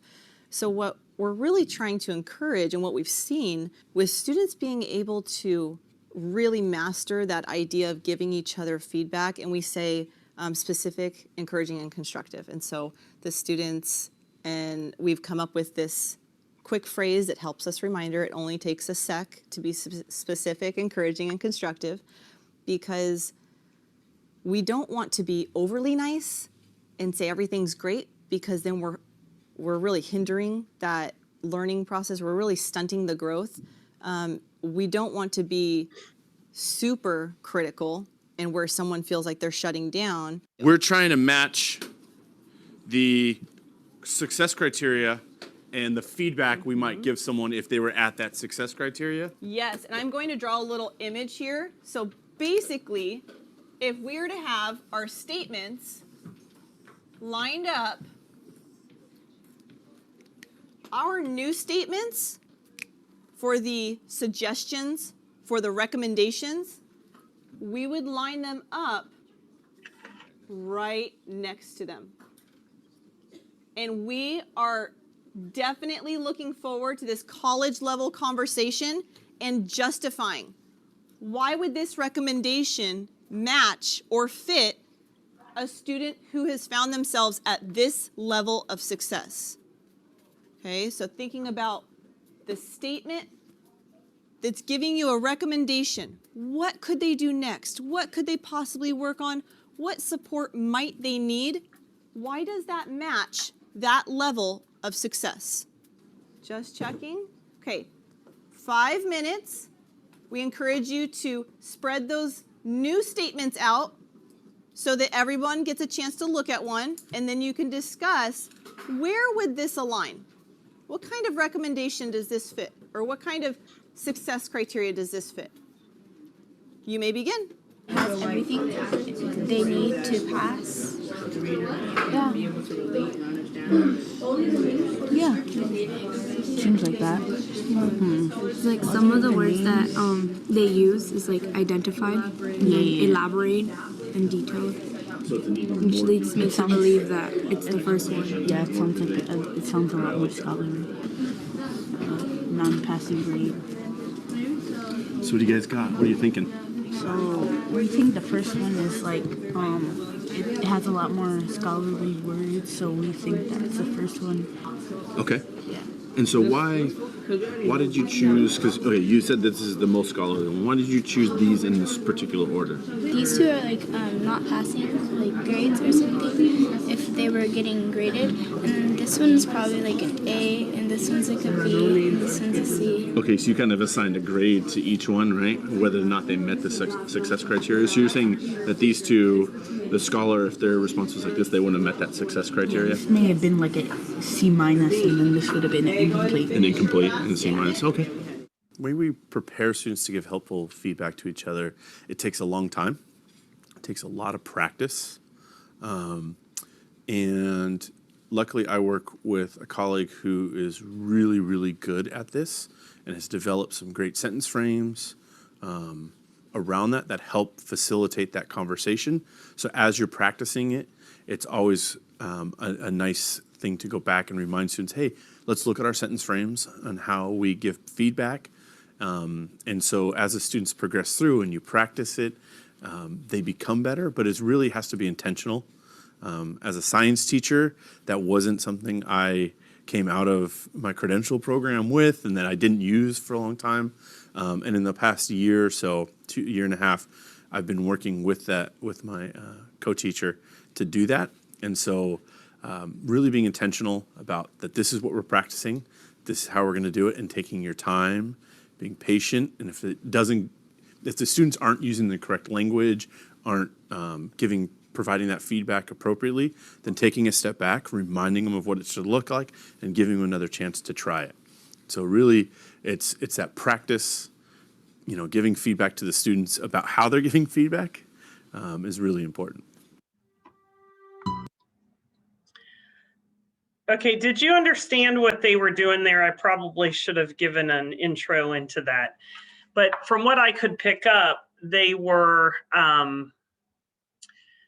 looking at, like based on whatever the success criteria was, they were looking at sentence statements about those, and they were judging where they would fall as far as giving critique. How would they give critique in the language of that? At least that's what I picked up.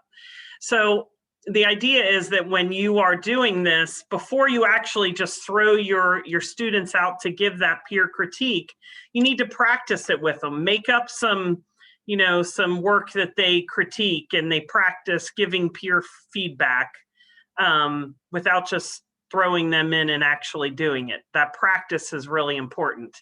And, I was thinking, I've given a lot of high school examples, but I'm thinking about my K teachers. I don't forget about my K teachers. Good way for you to have peers give feedback to each other, again, if they write something, again, this might be more first, second grade, but if they write a sentence, then their little checklist could be, did the sentence start with a capital letter? Did the sentence end with a punctuation mark? And so the peer has to look at the sentence and see if it did, and then provides feedback to the other student on that. So there's always a way to kind of adapt it for your grade level. At least I hope you will see that. Okay, go ahead. I'm gonna say something real quick, like a really simple version of that. I'm remembering a classroom, and I want to say that these were students with developmental delays who read about on first grade level. They were like 4th and 5th graders. And the teacher had a really nice system where she had trained them, and she was trying to improve their writing. And every aspect of writing was difficult for these kids, but just to write good, strong sentences and good, strong answers. And she had taught them like what a 4-point answer was, what a 3-point answer was, and what to say if it was that. And it was amazing to me to watch, these are kids with Down syndrome and things like this, and they were able to evaluate a peer's writing and say, I think that's B because, you didn't use this word, or you didn't use an ending mark, or whatever. And so it is, you can take this down as basic as you need to take it, but it doesn't have to be as complicated as we just saw in that class. Right, correct. Definitely. Okay, let me get back here to this PowerPoint. Okay, I'm going to skip that second video in the interest of time because I'm looking at my clock and I'm thinking, we need to keep moving here. Okay, so let me share this current slide. Okay. So this is just a model of feedback, and I'm not going to go through every little part of it, but look toward the middle. So the feed up is kind of like, they just call it feed up. Where am I going? What are my goals? Where am I headed to? Feedback, how did I do? And then feed forward, where to next. So try to always hit all 3 of those when you're giving feedback.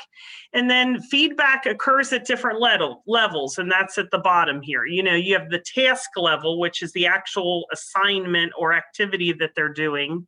The process level, like maybe it's the writing process or computation or whatever the process is. Self-regulation level, which is actually them monitoring, directing themselves as far as, spacing out the reading or chunking information or whatever it is that they're self-regulating. And then self-level, this is a little new to me too, but from what I can pick up, this is really just kind of the personal evaluation of the learner. Like, am I doing a good job or not? That sort of thing. I'm going to skip this video in the interest of time. You can always go back and watch them. But this is just, with doing so much on growth mindset yesterday, and I realized that not all of you were there, but you can go back and watch this. And it's just about, celebrating errors, and taking those errors as opportunities to learn. Okay, so I want to spend a little bit of time. I find this to be very, very interesting. I don't know if you will or not, but okay, I've mentioned a few times, I mentioned that word productive failure. I don't know that I have today, maybe I did more yesterday, but so let's look at this. So let's say, when you look at these, so you have unproductive failure. Unproductive failure is basically when you're not being productive. So you're not engaged, you're not motivated, you're not putting forth effort, and you fail. Does that make sense? Unproductive failure. So, it might be unguided problem solving without further instruction because they don't know where to go, they don't know what to do, they fail. And this frustration that leads to they feel like they were just kind of abandoned. The teacher kind of left them alone, and it undermines their motivation. They're not motivated to learn because they didn't really get that further instruction. It's hard to say why unproductive failure occurs, but we see that in our students, I'm sure. Those students that just aren't putting forth the effort and they're failing. Then you have the unproductive success. So what I see with this, like rote memorization without conceptual understanding. How many times do the students just memorize the material, but they might not really understand it? Again, that superficial learning, surface learning. The completion of the task without understanding the purpose or the relevance leads to unproductive success. And then it undermines goal setting because they don't really have a desire to learn and that willingness to seek that challenge. So, when I think of unproductive success, I think a lot of our really smart students, because when I say they're not unproductive might be a strong word, but they don't have to put forth a lot of effort, and yet they still get good grades. They're still successful. So that's what I think of when I think of this column. They don't really seek a challenge. Goal setting's not something that's really important to them. They're already pretty smart and they know it, and you know what I mean? They just don't apply themselves. How many times do we see those kids? And then you have the productive success. So this is the students, the learning event would be like a guided problem solving using prior knowledge and then tasks, and then they plan for success. They consolidate everything they've learned and they connect it to other things that they've learned. It's surface learning of new knowledge, but they anchor it to prior knowledge, those connections. And it promotes skill development and concept attainment. It helps them, be successful in the future also. So yes, they're successful, but they're productive. They're really working hard. They're doing what they can do. And then you have the productive failure, which is again, the kids that are really working hard, but maybe they don't succeed. Okay.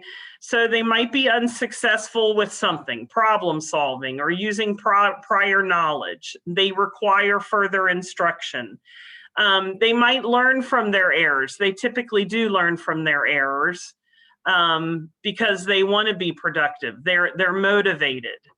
And why is the productive failure good? Because this is where you see, and we talked about this yesterday, this is where you see that growth, that deep learning and transfer learning.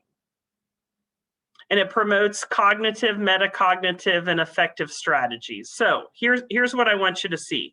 So what I'm trying to say is productive failure is what we want to see. It's okay to see productive success, but we definitely want to see productive failure also, because that's where the learning's going to occur. Have any of you guys, has anybody seen this learning pit before? Yeah, I see some shaking of heads. Good. I have two versions of this. This is the more condensed version. So first you have, they're on this top left over here, they have a challenge. And so they're ready to accept that challenge. Well, they get into it and the challenge is, it's harder than they thought. So they're kind of sliding down. And then they get to the point where they're just, oh my gosh, I don't get it. I don't know how to proceed. I don't understand. Whatever it may be, that's the learning pit. And then they think, maybe I could try this. So they start trying some things. And so they're starting to climb their way out of the pit. And then at the end, hopefully they're successful. That's the aha moment. And this learning pit is critical for students to be successful and to see growth. If you're not seeing that learning pit occurring in your classroom, there's probably not a lot of growth going on.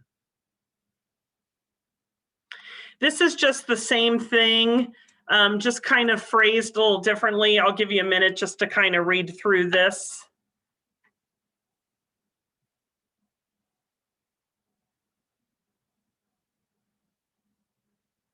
Can you guys read that?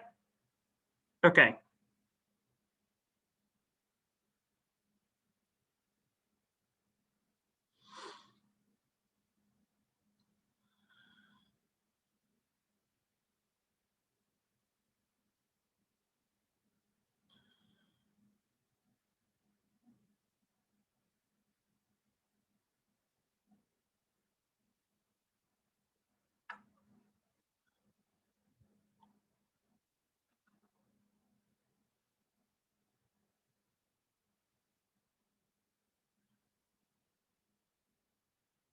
So that deep learning, I like that. Cognitive conflict, I like that too.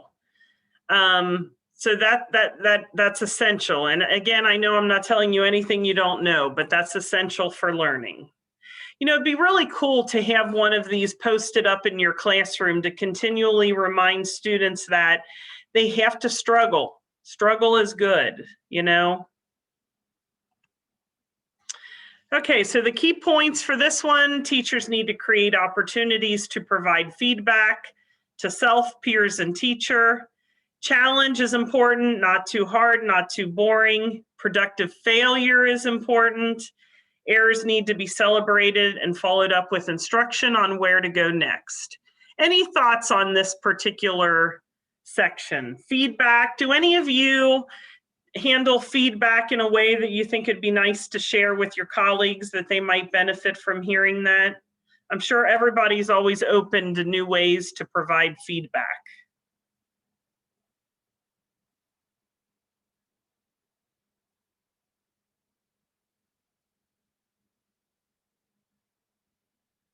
Anyone? I know we're nearing our end. You're getting tired. I just want to say that all the work with Google this year, that was probably one of the advantages, is that it was easy to give specific feedback to students, whether they were turning in a writing assignment or, and I know that maybe wasn't the case for, you know, if you teach kindergarten, first and second, things like that. But when kids wrote something, you could easily give them some feedback, or they could directly contact you with some specific questions and things that we were virtual. I mean, we were not virtual. We only were for a very short time, but it was, I feel like in many ways, I was able to answer, especially the children who didn't maybe feel comfortable. They're not quite as confident about speaking out in class.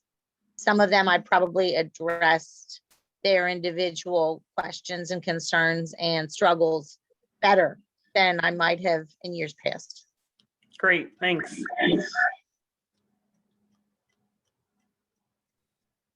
I was going to say, it's kind of along the same lines, like a lot of the digital tools, like I went to the Google Summit earlier this year, and a lot of the tools that are available with all the digital stuff have feedback systems built in now too, which is nice. So that you get more instantaneous feedback of like the students' knowledge and things like that. And some of them, and a lot of them have the sharing capabilities with the peer feedback, whether you're sharing documents and they're allowed to put comments in, or like Google Keep has the little post-its and stuff that they can share back and forth. And like Pear Deck has, so part of Pear Deck that I like is like you can post the questions up on the board and thing, but then students send in their answers and there's a teacher screen that you can see. So you can see students' answers, but then when you project it up on the board for them to see the answers, it's anonymous. That's so great. Then you can go over things and give feedback based on what other people have put, but at the same time, you're not calling a certain person out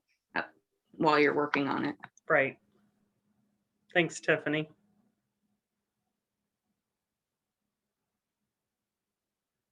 Okay, let's keep it moving here. These two are kind of short, so hang in there. We're almost done. 5 is monitor progress and adjust their learning. And again, I feel like we talked a lot about this when we talked about 1 and 2, but you know, again, that self-questioning, switching I can statements into can I questions. It really helps students to, you know, monitor their progress. We talked about exit slips and trying to evaluate their current level of understanding. Here's just some examples of some self-questions that you can ask students. Again, I feel like these are very commonsensical. I feel like these are things you probably already do and maybe don't even realize it. But again, noticing those questions before the lesson. So like number 1, where are the students before the lesson? And then 2, after the lesson, monitoring their progress after the lesson. And then thinking outside the box, you know, they really talked about, hit this hard in this chapter about the ability to apply new concepts, new skills in new situations, so that whole transfer learning. But obviously, and again, this automaticity, they have to be able to have turned some of those skills into automatic skills like reading, or, you know, as you get higher, some of those skills that are more complex, hopefully will start to become more automatic, so that they're not wrestling with that, but rather they're moving and advancing their learning. So this is just like, this is a flow chart for just some think outside the box questions. If you're trying to clarify understanding, looking for relationships and connections, those are some great sentence starters. Speculating, making judgments, thinking creatively. So these are all great sentence starters that you as a teacher can do to try to generate that thinking outside the box.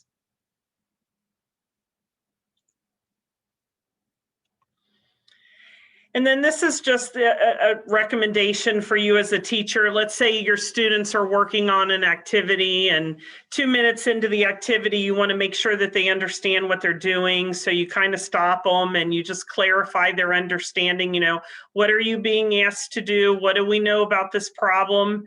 Then you let them get back to work. And then maybe 4 minutes into the activity, you know, you start to look for relationships, and you maybe ask them, how is this problem similar to what we've already been learning?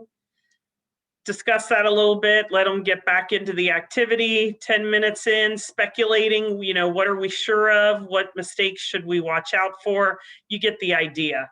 But it's great, you know, rather than just letting your students go, stop them every once in a while and ask questions like this to get them to expand that thinking.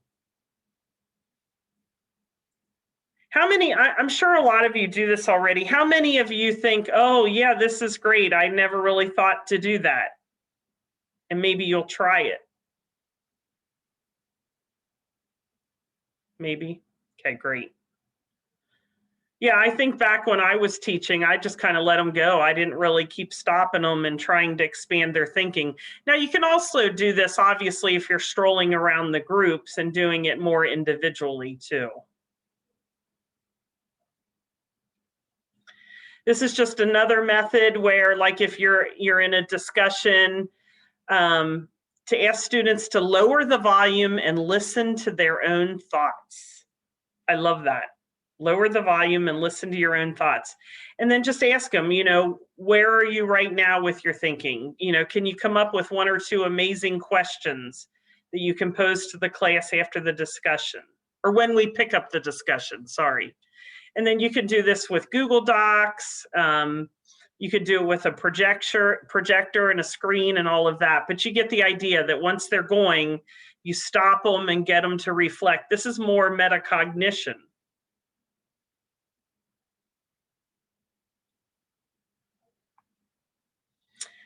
Okay, what is it? Yeah, I don't think we have time for this. So again, you can come back.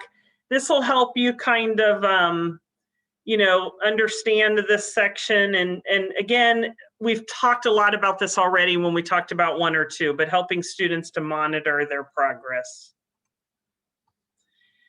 and that thinking outside the box. We talked about this yesterday, if you were on, about the difference between, they used the word mastery goal yesterday. We said learning goals, the difference between learning goals and performance goals. You know, you want to learn how to speak Spanish versus you want to earn an A in Spanish. And that performance goals, you know, just doing it to get the A is not what we want. We want students to be able to be engaged in that learning, and the grade doesn't matter as much, but more about the growth in the learning.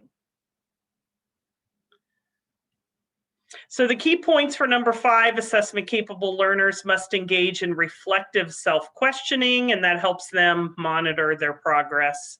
Assessment capable learners must engage in rigorous questioning that pushes them to think critically. Again, the outside the box questions. And then assessment capable learners are empowered learners who set, reflect on, and adjust goals. Okay, any takeaways on this? What'd you think of the learning pit? How do you get, maybe you have ideas to share with your colleagues on how you get students to think critically, you know, that higher level thinking, just anything you want to share. Sharon, I just found one, and I just emailed my partner teacher. I think it's also important when we have curriculum night that we share this with our parents, because a lot of times it's as we talked about yesterday, it's fueled by the parents for that A. Well, that's not really learning, and they don't understand it because most of them come from a world like we did, that you just looked at the grades. Did you get 100% on that test? And if they don't realize that their children have to struggle in order to learn and really retain the information, then we don't have a partnership with our parents. So if we share this with our parents and talk to them about it and say, it's okay that your child is struggling. And my partner teacher and I always say with like, especially the math homework, if the child doesn't understand it because it's a new way of learning math, circle it. Don't just give them the answer. Just circle it. And then that's when we use our time throughout the day to pull those students into to help them through what they're struggling with. So if the parents understand that a struggling student doesn't mean that they're not learning, that's my takeaway. And, you know, Julie, if you can't do that on a school-wide, you know, you guys like on Meet the Teacher night, maybe you take some time to talk about this if you have time in your schedule. But I think that's terrific. At the very least, if you can't talk to the parents in person, send something home about it, and hopefully some of them will read it. But yeah, I totally agree that we have to educate our parents first.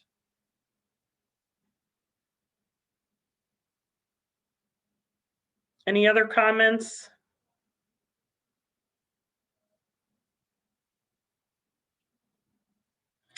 Okay, well, we got one left. 6 is recognizing their learning and teaching others. So hopefully, you know, this is again where the success criteria kind of comes in. They go through the success criteria and they realize, yes, I can. I have been successful. So they know that they've mastered the concepts. And the way to do that, all different kinds of formative assessments, practice tests, student-led, student response systems. Does anybody do clickers out there? I bought those at the school I was at, but they were so time consuming, we never really used them. And then I had another teacher that used those QR codes. I thought this was the coolest thing. So each student in the room got a different QR code, and she would ask a question. Now I got to remember how it was. And she would say, if you think the answer is yes, hold up your card.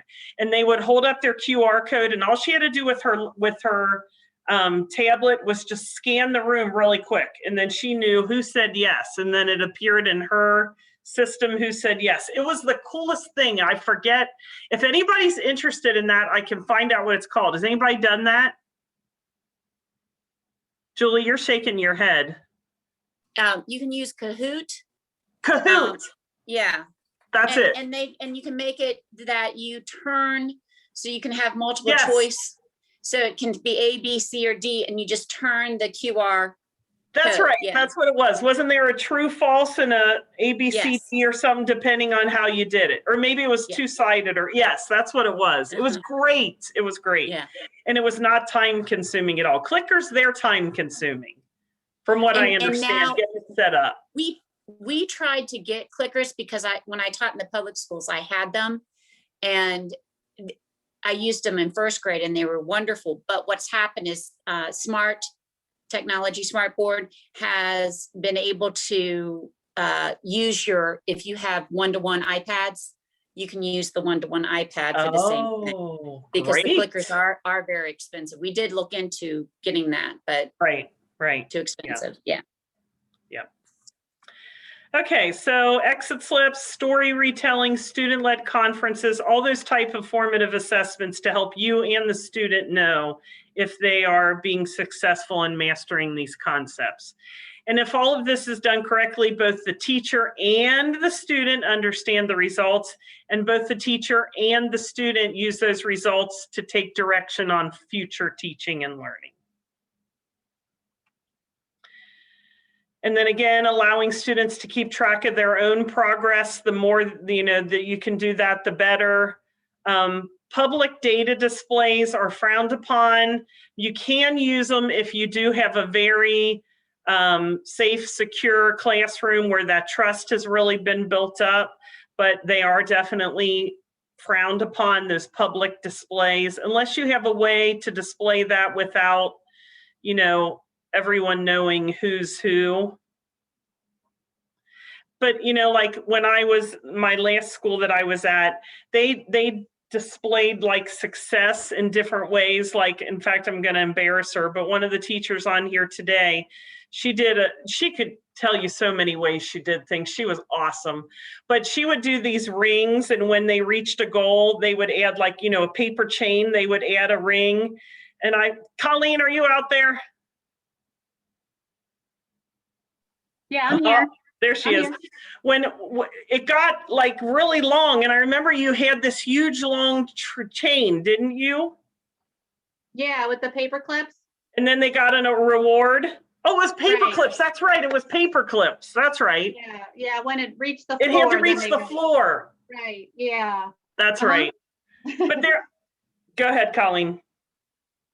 Oh, and then I did one too with like gumballs with little stickers, and it had to fill up the gumball or a donut, and they had to have like sprinkles on the donut, that type of thing.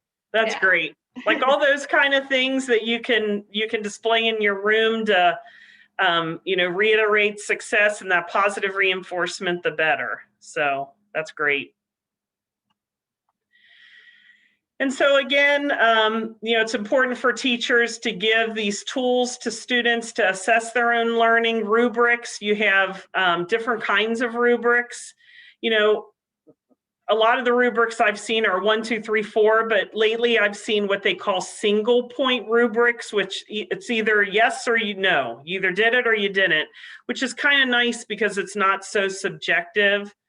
But questions that prompt the learner to evaluate their learning, confidence ratings on, your fist to 5, were you successful with something? Comparing self-assessments, comparing your writing, like writing portfolios are a great way to show this. Logging personal bests, unit tracking sheets, self-grading assignments, peer grading, again, if that trust is built up, but again, you got to be careful with that. This is just an example of like a comparative self-assessment where, you compare your first essay with, maybe an essay a few months down the road, and are you seeing progress?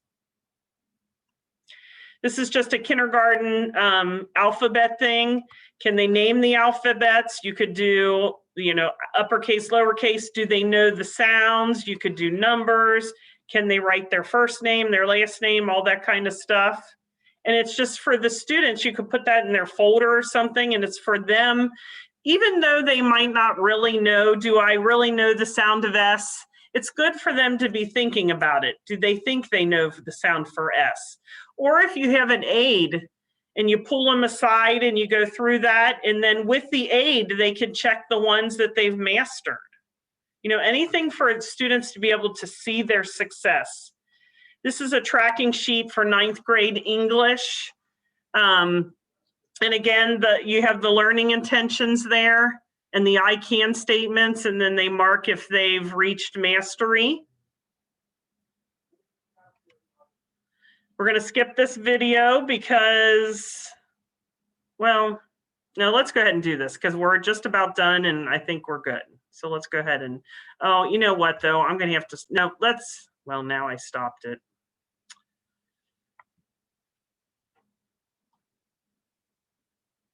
Okay. Can you see that? I'll pull it up here in a minute. Hopefully it won't be difficult. Okay, do you see the videos? No, of course not. I shouldn't have bothered.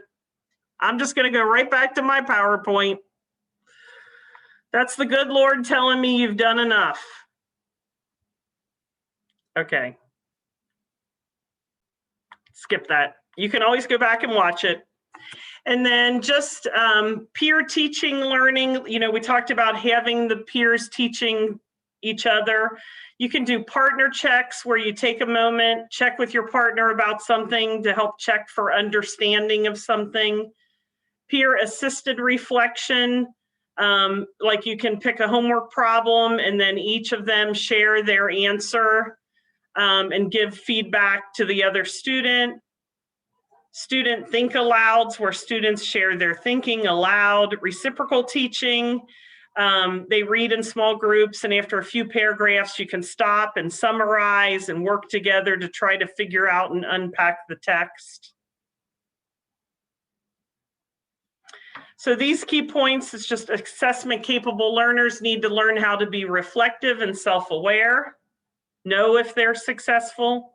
Students are active and need to rely on themselves and know how to self-assess, and assessment capable learners can teach one another.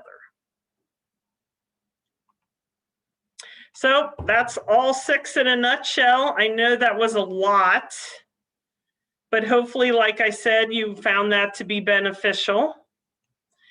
And it's really true that developing assessment capable learners, it is going to help students to shape their educational success.